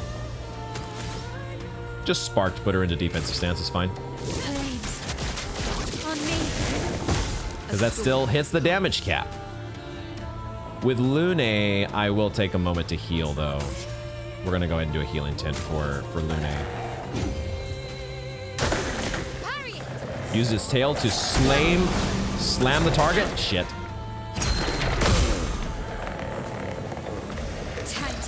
Did I actually parry with 2 of them, but then Minoko did not parry? I don't know what's going on there. Now I see Minoko, obviously Minoko's dead, but he also has the charm status. Does the status effect not go away when he's dead? What's up with that? I mean, I just want to do... Oh, Revenge is actually pretty good, except we're in defensive stance already. So we do Combustion here, I guess. We could do Rain of Fire, just apply a whole bunch more burn. But also Revenge breaks him. I just realized that the enemy is ready to be broken. This is gonna take us out of our stance though. But I think I want to break him. Yeah, let's do that. skipping the enemy's turn is more important than maintaining our perfect stance rotation. I think, because now I can do a revive. Even though he's charmed still, though. Like, do I want to wait until charmed goes away? But maybe charm doesn't go away if he's permanently dead. I don't know exactly how this works. Smashes its head into the expedition.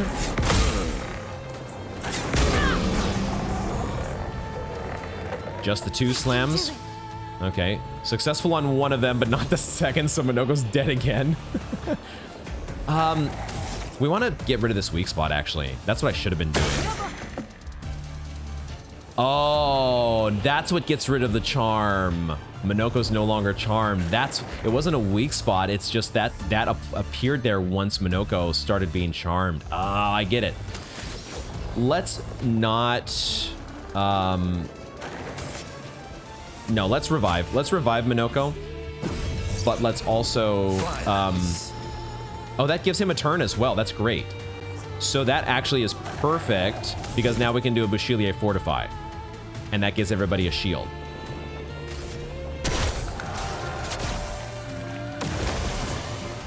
And it gives everybody powerful as well. Because, wait, why did they all get powerful? There's some Lumina interaction that I'm forgetting about. Something that I am forgetting about. The enemy has Mark.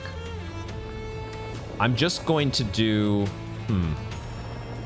let's go in. I want to spend some AP here and hope, because I need to heal Mael, but I'm going to wait to heal with Minoko because he doesn't have any AP. I need to spend some AP with my other characters. So I'm going to take the risk. Okay. Enchants its target.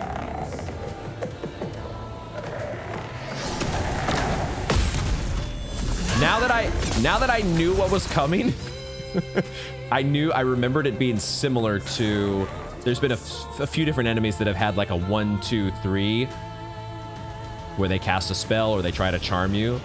So once I knew that's what I was looking for, I could actually do that shit. Okay, let's do healing for Mael. Now we need to get Mael back into her rotation. Let's spend a few AP with free aims.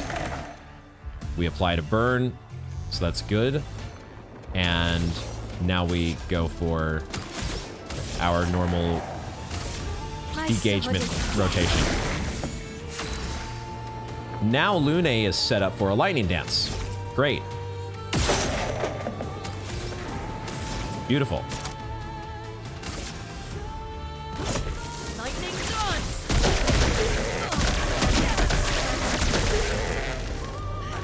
Oh my god, the damage gobbles up its target.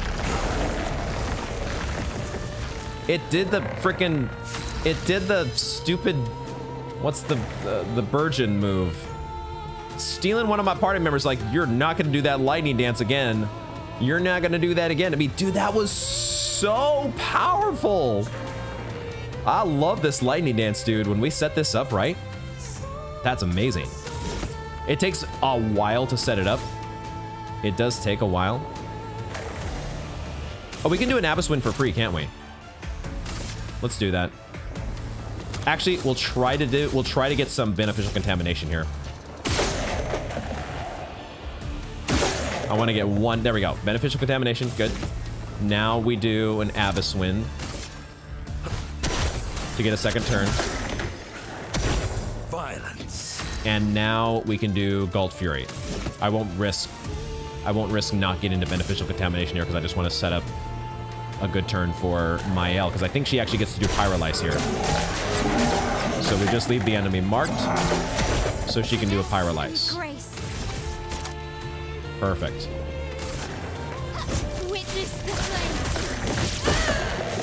Dude, I am really liking. Oh, you spit. Okay, is that because we killed you? It's spitting Mael or Lune back out because you are out of my game, Torque.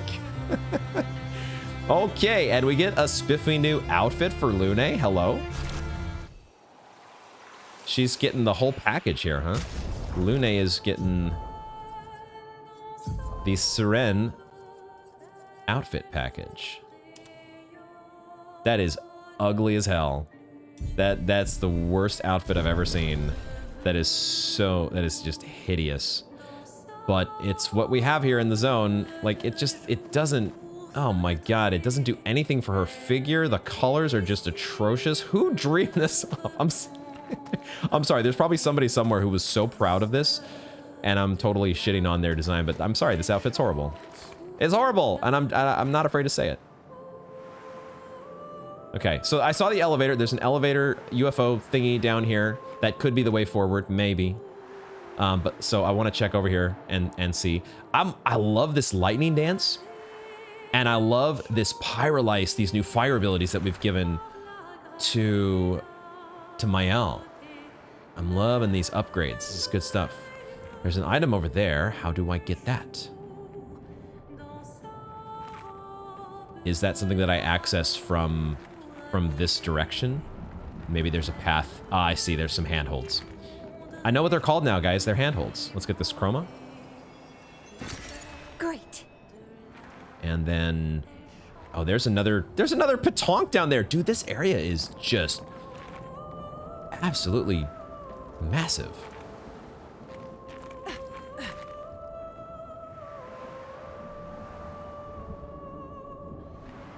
I guess, oh, I see, Lune has some, like, ballet shoes, I think.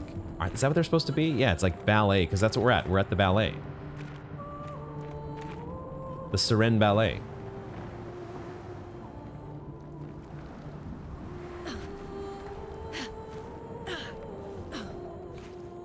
Two petanques in one level, though. No, no, no. No, no, no. There we go. How am I going to get that item over there, though? That was back up. I don't know how we're getting that item.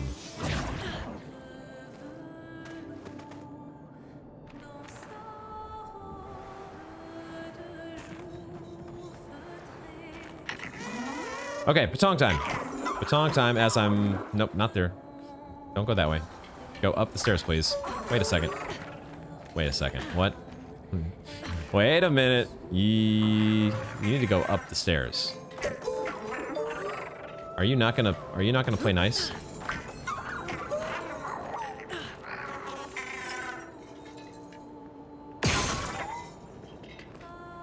Did my free aim just bounce off of you?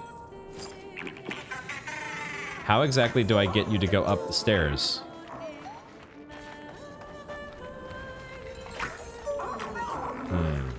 Let's look up here, because maybe there's something I have to do first.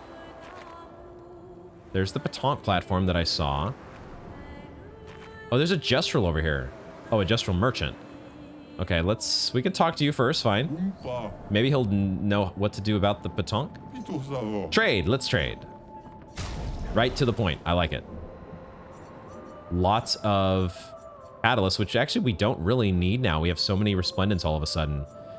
I'll buy the color of Lumina because it feels like you can never have enough of those. At some point here, I'm going to start really dipping into my Lumina stash.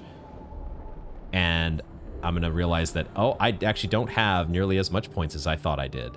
Because there's so many of these expensive ones that we're starting to get. Double mark. Mark requires, oh my god, one more hit to be removed? Whoa.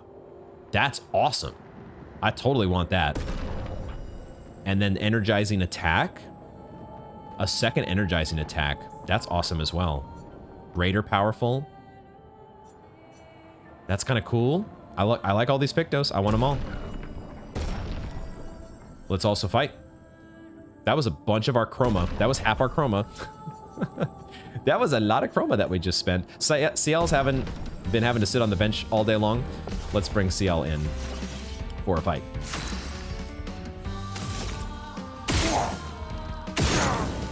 Okay. Twilight Slash, just to get a cheap, or Delay and Slash. We do Delay and Slash here.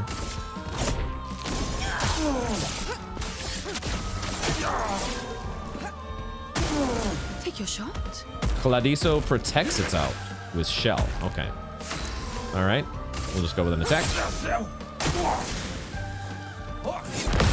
Nice.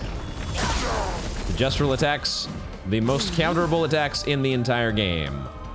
That's what we like to see. You are pretty tanky with your shell on there. We'll do a Twilight Slash, build up another Moon Charge. He's ready to be broken. That one I forgot about. Just as I was clowning on the guy for having the most parryable attacks ever. I forgot all about the one that rocked my face. Rocked my face off. No, there was 3 there. He's got a good suite of combos. I like this guy. We'll use a Harvest here. I should have gone for a Mark. But we still have the damage cap, so it's fine. Reapply shell. Okay. Help yourself. We're gonna get 2 turns here, though. Oh, I forgot. I can just do a Phantom Blade, right? Break the guy right off the bat. Might even kill him. Not quite. But we get Beneficial Contamination on top of that. Oh, because we applied a status effect with stunning the guy. That procs Beneficial Contamination as well. Ah. Good to know. Let's harvest. And you are done for. Okay, that guy was a little bit tougher than I was expecting, but still, it's justified. And we oh yeah, we bought the new Pictos. Okay, trade more. Trade more, we shall perhaps. This is a new one for Mael. It's another fire weapon that does scale with what she has. On turn start, if stances switch to offensive stance. I kind of like that. And then fire skills cost 1 less AP. I want it. And do I even switch to it now? I might even switch to it right this moment. We would no longer be getting. Okay, it is actually a downgrade in the damage department because we did level Bruellum up to 15. So critical hits applying burn. We wouldn't get that double burn applying anymore. Okay, so the one we have is still probably better, but I love the fact that it always gets us in offensive stance. It would mess up our rotation though a little bit, right? We wouldn't be doing degagement at the start.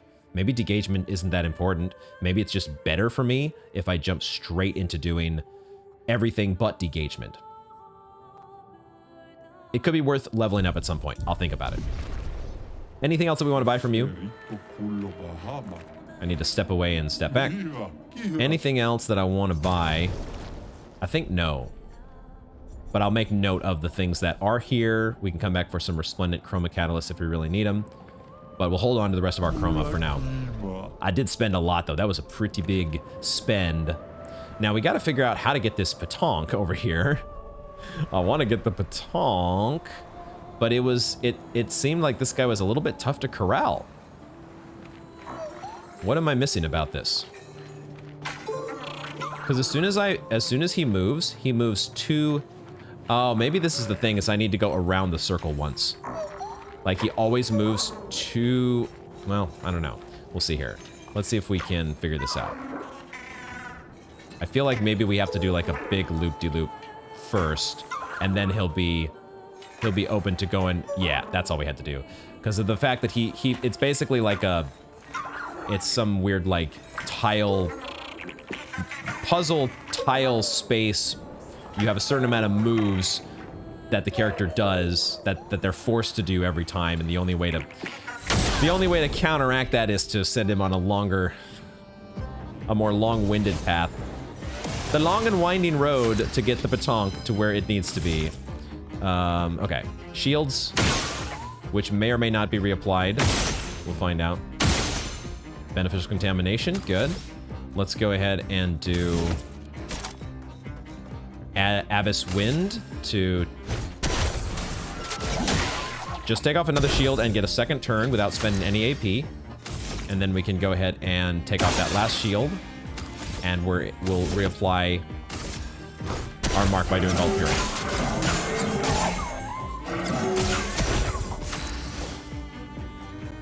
Oh, and that's another Beneficial Contamination as well. That's right. I gotta remember that. As soon as, yeah, I don't have to. I always get stuck in these like heuristics, which serve me well sometimes. Like heuristics are good to have, but you don't want to rely on them relentlessly without question, because you can apply beneficial contamination by just having a skill that does mark. You don't have to get marked from your marked shots or your free aims. Let's go with jumping into just a degagement. Yeah? Rewarding mark is good enough. Chroma is flowing. And it gives a 2 burn on a critical hit there. We'll see if we can get beneficial contamination with Lune. We don't. That's a bit unlucky. I'll go with the immolation though. Even though we don't, we're close to killing this guy as it is.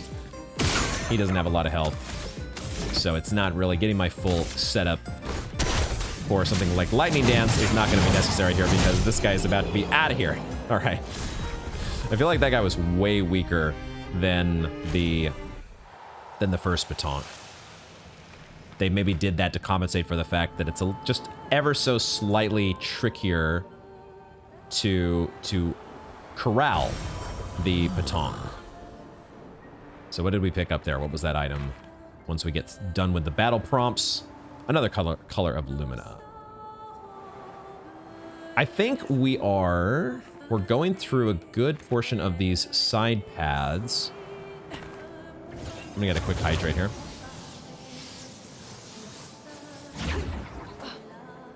And we have to be getting closer to the showdown with Serene herself. Oh.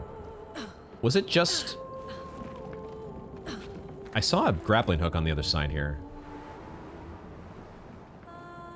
But I think it's only a one direction. The grappling hook is down here, but that's just to get you back. How do I actually get over here? How do I do that?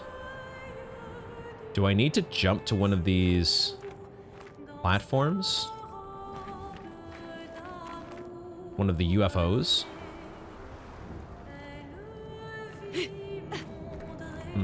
Those are just there for show. Was there must have been a path that I missed. We had the snake boss here, right? And did we go behind the snake boss? Oh, that's right. There is a path forward. Maybe we just get to that item naturally by taking the path forward that goes from that next UFO platform. Energy tint shard. Oh, and a rope down. Yo, there's another path over here that I almost missed. Maybe this is it. Maybe this is how we get that item. Maybe we found it, guys. Just keep looking, because you've probably missed something. That's what I'm learning about Claire Obscure.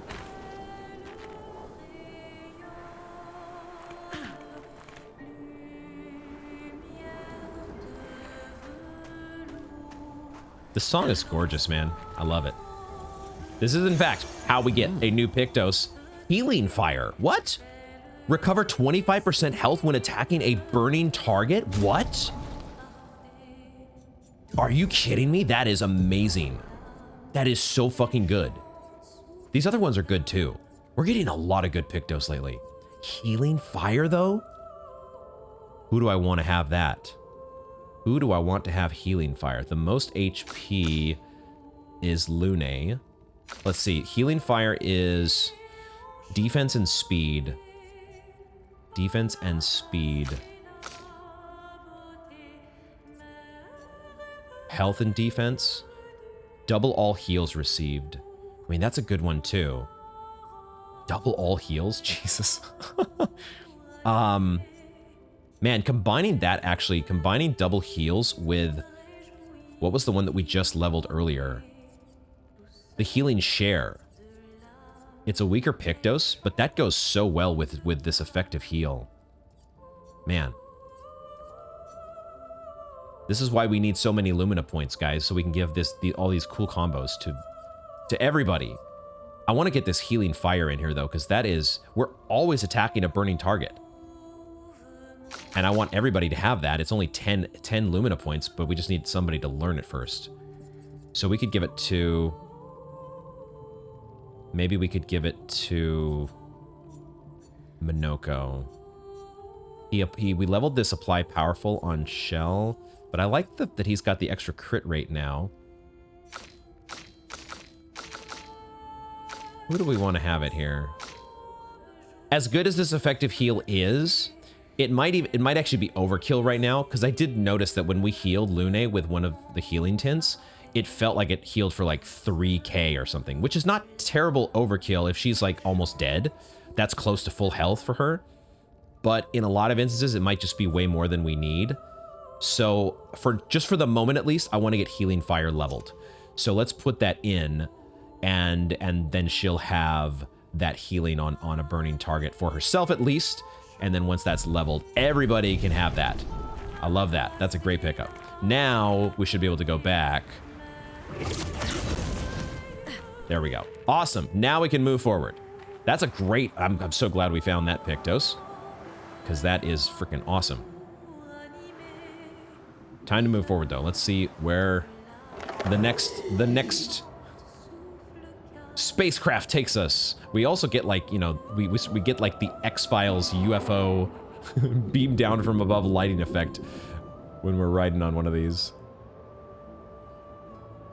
This outfit, though. You just gotta roll with it for now, Lune. Don't worry. We'll be out of this zone soon enough.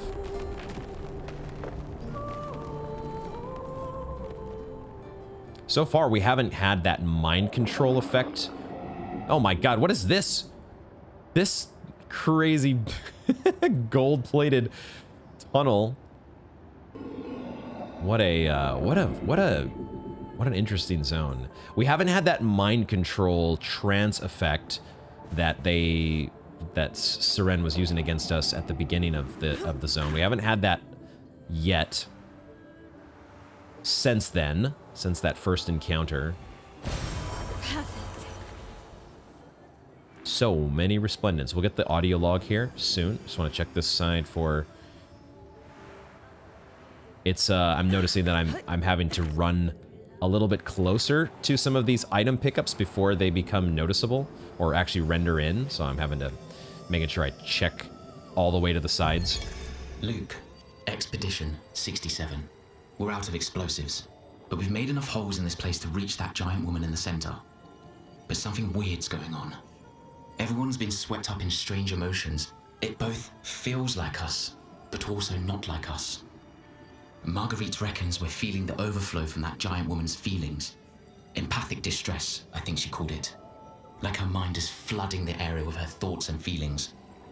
Maybe we'll just stay here and enjoy the melody. I mean, that's really fascinating that he says that, because I was kind of thinking the same thing, right? They do such a good job with the song that's being sung. Might as well go and take a rest here. The song that's being sung is so enchanting, and the voice, the vocalist does such a good job with it. You kind of just want to sit and listen. And that's apparently what was happening with Expedition 67. They were falling into the... I said, oh, that trance effect hasn't been applied again to us. We haven't seen that happen again, except... We're finally there. Maybe it has been happening to me. At the end of this tunnel. Then we should prepare before we head there. Okay, so do we want to do any last second preparation? We had maybe some leveling up to do that we could... I think we're going to keep with what we've got, though. I've been liking the party setup that we've had for this episode, so I'm ready to go. Grander than I thought. Yune, you're okay, right? Uh-oh. I swear I've seen this dance before.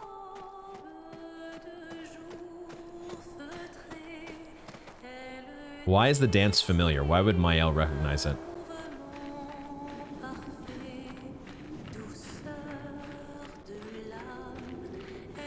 Yeah, man, I've been falling prey to the song. I was so like, oh, they're not mind controlling us like they were at the start. That song is getting to me. It's a great song, though.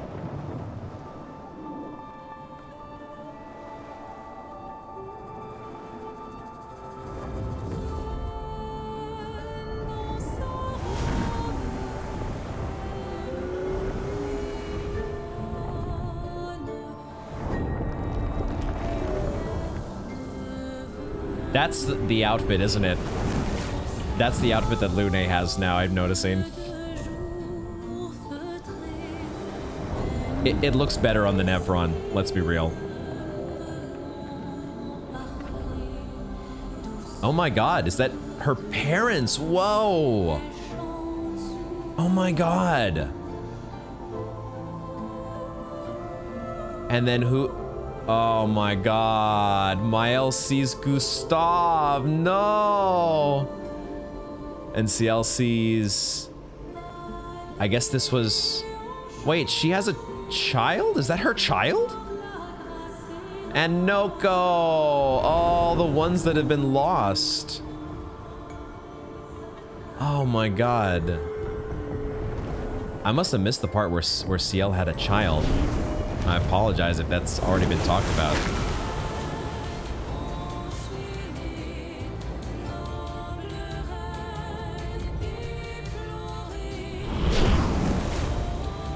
Man, I'm getting goosebumps right now. I love this. Are those gommage pedals? No, not the gommage pedals. Oh my god. Here we go. Dances with the Glissandos. All right. We got one parry there. Taste of battle. This is kind of cool how they do this. Similar to the Visage, where there was a mirror where each face would appear, and you're not battling directly with this ginormous monstrosity. You have like a little apparition that's your size that you can actually get your head around. Okay, that didn't do... Well, we took a fair amount of damage from that first Glissando. Let's do a few free aims. They are weak to dark. Nice. I want to get some beneficial contamination if I can. Are we getting really unlucky here? There we go. We finally got a burn. Abyss Wind.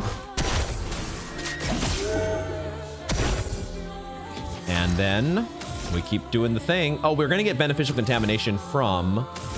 We're going to get it from the Galt Fury. So we just jump straight to Galt Fury.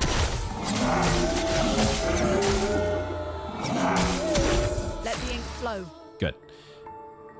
Yeah, we're figuring out good ways to keep our AP as high as possible. Lune is going first here, though, before Mael, which is a bit different. I suppose that's okay. She can take advantage of the mark with her immolation, and she gets 2 AP back in the process because of rewarding mark.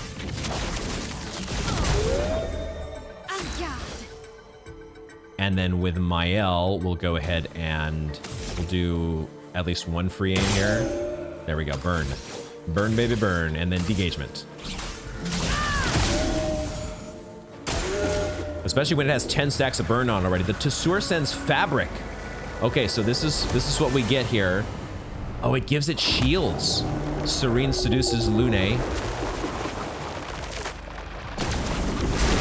Oh, that was a gradient counter. Oh, shit. A Widow Ballet charms Mael and flies away. It was the same thing. There's a 1, 2, 3. Okay. So we left the Tessur alive, but that does mean that shields come into play. Shit. Well, if I'd have known that, I would have teched back in my anti-shield tech. Brought that in for the fight. As it goes, we're going to have to take off shields via free aims. Which we can do. We can definitely do that. Oh, wait. Oh, no. Wait. Mark is still there. Mark is still there. That's fine. We do Jar Lampstorm. Right? Or I could do the Fortify. Because I kind of need to heal my crew, don't I? Because they're charmed. And they're going to attack. Yeah, I need to do a Fortify here. So let's do that. Let's do Fortify.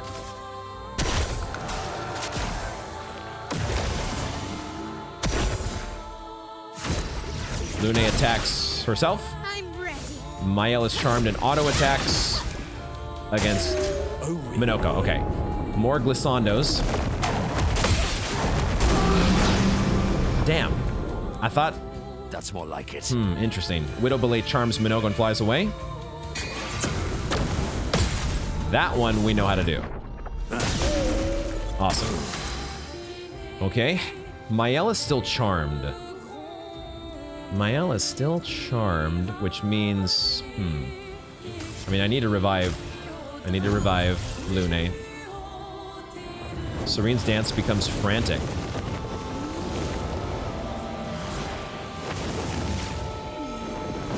This will hurt. Ow.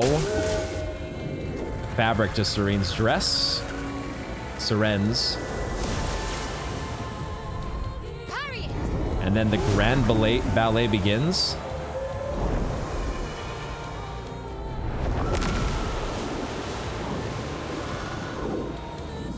This is crazy, dude.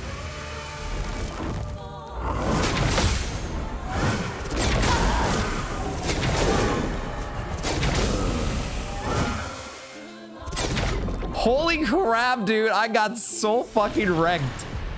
Oh, shit. That was so bad. We'll send in the reserve team because we need to learn here. The Grand Ballet.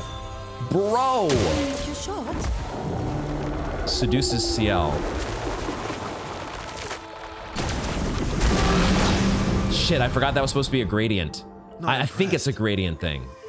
Gradient counter. No! I thought for sure I parried that at the right time. No. Serene Charm, the whole expedition, it's over? Oh, if all your expedition gets charmed, that's essentially an insta-death. Oh, shit. Okay, we do not want to retry the battle because we need some anti-shield tech. Or at least I think that would be good to have. But at the same time, there is so much going on here. There are just so many attacks to learn. Even if we don't worry about the anti-shields. But I think it probably makes sense to bring those in. So instead of degagement, we can have breaking rules, right? It's just that we had...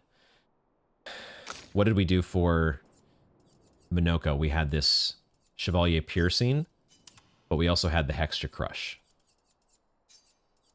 So we can do that. That was crazy, though. The ballet dance, it looked incredible. But you have to parry 5 of those attacks. This one is going to be tough. This one's going to be tough, guys. This Benisur Mortar, we never checked this new ability. Medium single target ice damage. It changes to Almighty Mask if target is marked. And it does increased damage with Caster Mask. That's pretty cool. We are getting a lot of marks. Might be an interesting one to bring in. But I think I like the rotation that we've got. We just need to get good with the parries. Holy crap. Holy crap. Let's give it another go. Let's give it another go. There's only one thing to do, which is we've got to learn the moveset. We got to learn it. And we can skip through this time. And by skip, I mean pressing the B button to actually skip. Jump into battle.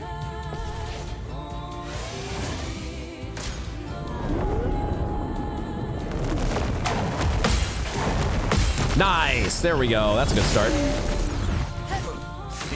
That's what we like to see. Minoko is pleased, as he should be.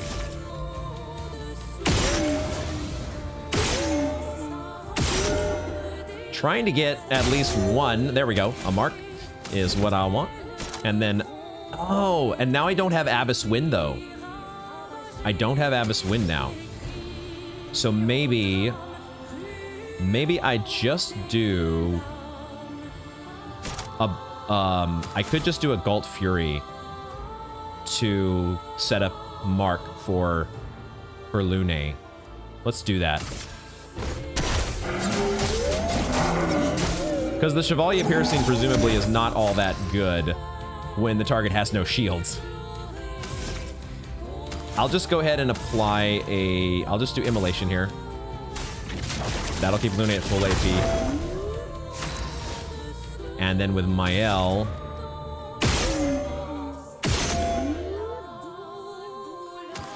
She gets her beneficial contamination, and she can now jump into doing... I mean, combustion right off the bat? Might as well. Let's do it. Because it's probably going to hit the damage cap. Well, with one of them it does. All right, fabric. Now we get the shields. Now it's going to be... So somehow... I guess we did swap in a Pictos for Lune that makes her faster than Mael. I pressed the wrong button again. Shit. I wasn't thinking. I was not thinking. There is a violence, yes. Okay. So, but this might be okay, because what we can do here is we can... No, I don't want to do any free aims. I just want to do... Well, maybe I do free aims anyways, because I'm in Heavy Mask, and I might just want to do a Hextra Crush. How many hits is Hextra Crush? 2. It's going to apply Defenseless. Actually, let's do that. Let's just jump straight to Hextra Crush. It's going to leave 1 shield on, which allows... this is kind of weird, though. I don't like how this feels, actually. I'm going to free aim first. So we'll do like a couple free aims. We get a beneficial contamination. And now we do Hextra Crush to take off 1 shield and get 1 hit. It is resistant to earth damage. Let us stain them. But now with Lune, we do a few free aims and then revive Mael. Okay, Mark is good enough. Well, thanks. Okay. That's more like it. Glissando dance. That one we're starting to see. Good. That feels good. Now we get into the frantic dance here. We're gonna have that ballet next turn, which, oh boy. Oh boy. Blades shut. Mael will do what? Full AP, but she's stanceless. How do we handle this? There's no shields to take off, so I guess we're just doing... Okay, that gets us our contamination. Do we just do Pyrolyse? I don't really want to do Pyrolyse. But I'm not in a stance here, so... We could play a second turn by doing Breaking Rules. Her rotation is a little bit funky if you're not... It's a little bit scuffed if you're not already in a stance. I'll just do Pyrolyse, even though we're not getting the offensive stance buff. Let's just spend AP. That's still a lot of stacks to burn. That is so many burn stacks. Okay, there's our mark. So we'll do a Galt Fury here.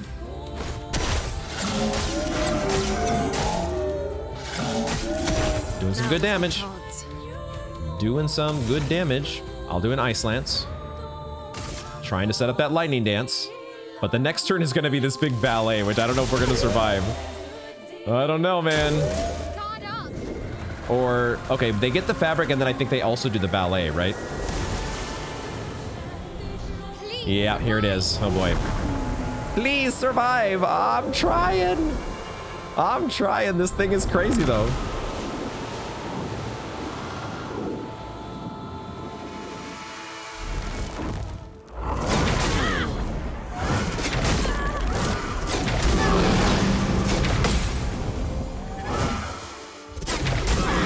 Damn it. Okay, I get it now. I think I get it. I definitely get that one. I definitely get that one. Looking good. But I think I finally get what is supposed to happen with the Grand Ballet. Because each of them, I was parrying early every single time. But the key now, I see it. Each of the ballet dancers flies off to the side right before you want to parry. So you have to kind of wait for them to do their little bob, and then when they weave back, that's when you go for it. I do have a grading attack available, which I just remembered is something that Lune could take advantage of, but she's the last one to do her turn here. So we're just going to do breaking rules. Target is still defenseless, so Mael gets a second turn. Take down their shields. She goes into offensive stance, and oh yeah, she gains a whole bunch of AP, so she gets to do a Pyrolyse. Another Pyrolyse. Why not? Witness the flames. Why not? Because that's 89 stacks of burn. How much burn is too much burn, guys? How much is too much? I am gonna spend both Minoko's and, well, maybe at least Minoko's turn healing. We'll see what Lune does, because maybe Lune wants to do a lightning dance, actually. Now that I think of it. Minoko is going to heal himself. And now Lune is just gonna lay in because the mark is already applied. So let's just start with a lightning dance. We've got the stains that we want. This is the time to go for it.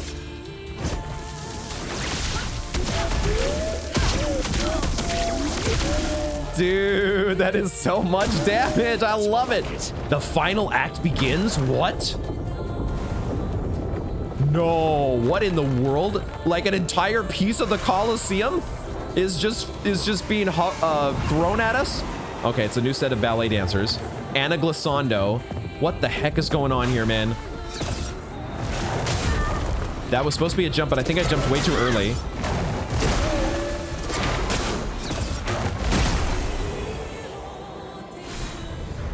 Oh! Oh, we won! Wait, what? I forgot how low health the thing was. I thought we were getting wrecked. Because I think I actually missed the first jump counter. I jumped way too early. And then I realized there was another. So you're supposed to jump over the Glissando's attack. And then you have a ballet dancer that comes in from the side that you gotta parry. But then the cycle repeats. So at the very least, I was seeing the jump counter and getting that. And that was enough. We needed 2 of those to actually kill the thing. Oh my God, we got the win. Dude, lightning dance though. The fact that it does, Lune's crit rate is high enough. I don't know how many hits she got there, but it felt like it was close to 12. And the fact that they each basically hit the damage cap when you're consuming the right stains, bro, that is some shit right there. We have now a level 14 energizing turn. A new Pictos that gives us +1 AP on turn start. Whoa, how much? That's probably gotta be a 30 Lumina point one, isn't it? We also got a new weapon for CL. Dude, that ballet dance was awesome. Wait, there's gotta be more though, doesn't there? I just remembered we had the Mask Keeper after in the first Nevron or the first Axon fight. Is this really the end?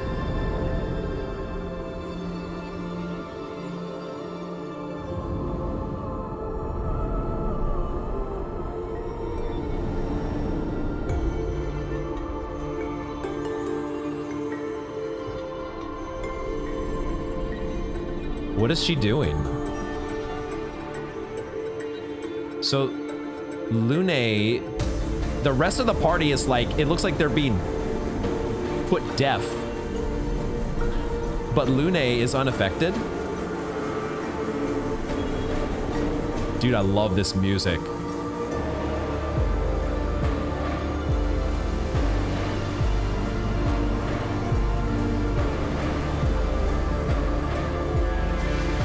This is so fucking cool.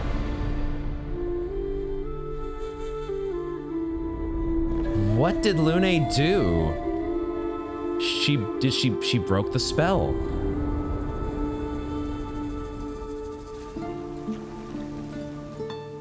Oh, and she disintegrates.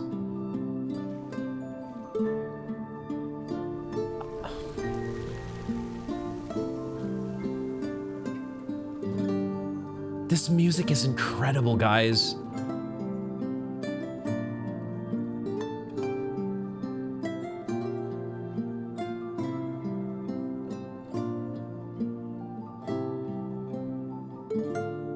Wow.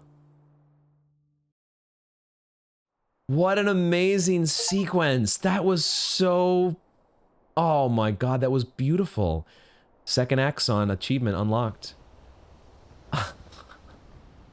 This game is so good. Wow. Unbelievable. I have no idea what Lune even did. Conjured some big energy vortex and she broke the spell. I don't think you're supposed to analyze it too deeply. It was just a beautifully done scene.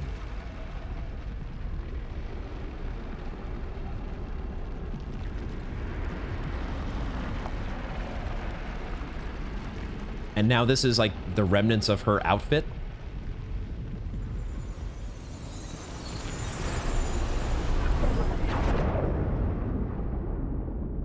Oh shit. Here we go again. Alicia, I saw her. You again.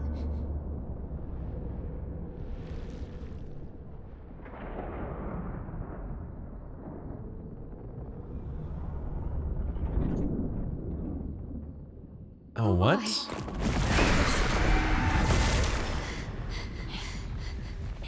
Well, What did you see this time? I don't know. Oh, a woman. It was... Why do I keep seeing things? I think it's Mom. I think it's the mom of the manor. Who are you? But that's just my guess. Who is the curator? Are we gonna get an actual curator reveal here?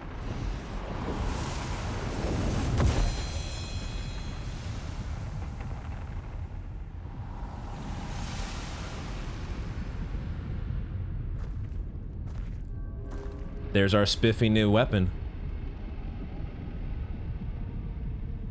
I guess it's for Mael. Mael's spiffy new weapon.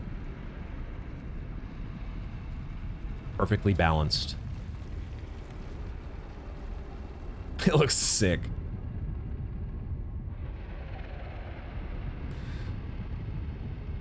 She's waiting for somebody to appear again, right? She's like, when's the next nightmare sequence coming? When's it happening? Oh shit, barrier breaker acquired. You can now face the paintress at the monolith, hello? It is a weapon specifically for Mael, and that is capable of breaking the barrier. Whoa, barrier breaker. It does even it has abilities for actual fights as well. Steel shields removed by hitting enemies.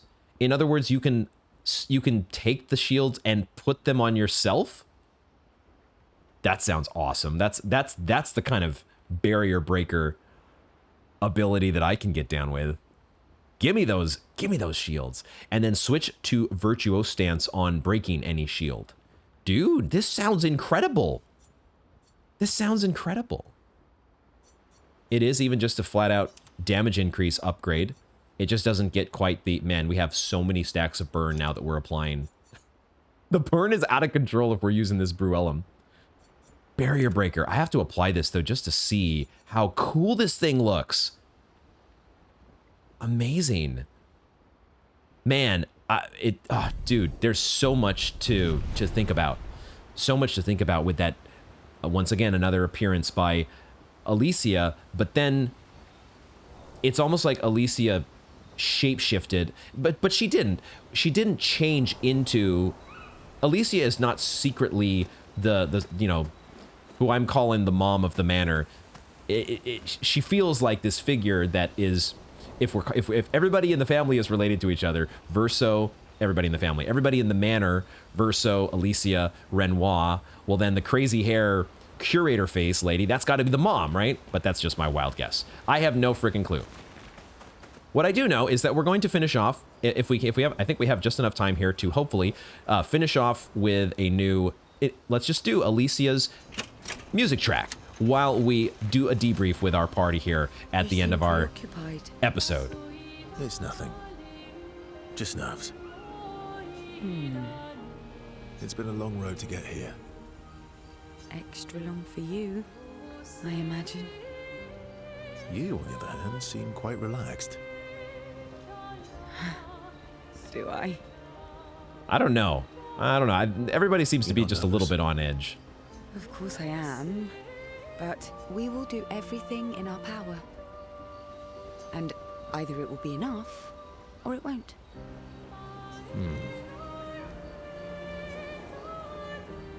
Do I want to spend time with Ciel or Ciel?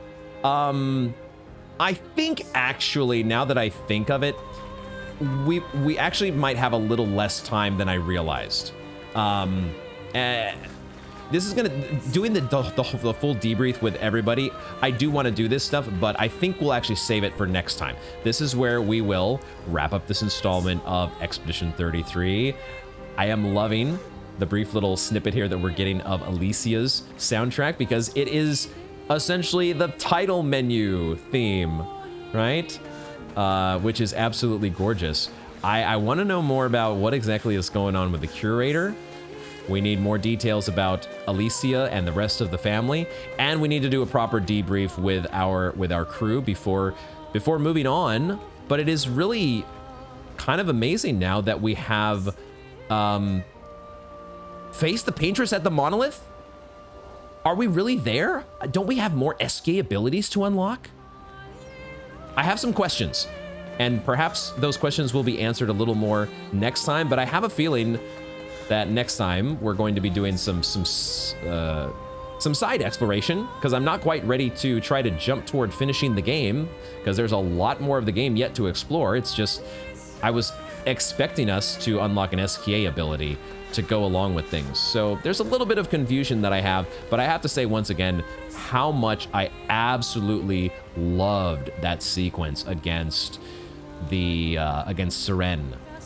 It was just gorgeously put together, a composition par excellence. I really enjoyed it, and I'm liking how our party is feeling. I feel like I'm starting to finally get in tune with the game and understanding how these Pictos and weapon but skill rotations are supposed to piece together.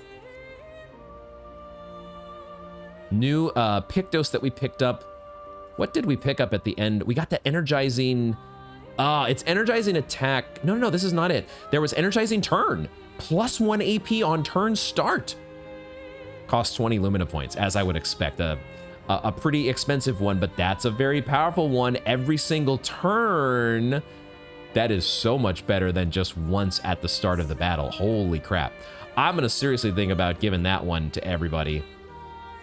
Doing some off-camera leveling, perhaps, of some Luminas, and we'll see how things all pan out. There's still so much to do in this amazing game, even though it seems like we are finally close to breaking the barrier and heading toward the Paintress. Man. We're out of time for today, but man, do I want to keep playing. There's a part of me that does not want to stop. This game is so freaking good. Thank you all, as always, for hanging out with me to the end of the video. If you did enjoy it, please do consider hitting those YouTube buttons down below. It helps the channel so much, and it spreads the video to people like you that would enjoy it. That's my spiel, and we'll have some more fun next time. Thank you all very much for joining me, and I hope to see you in the next one.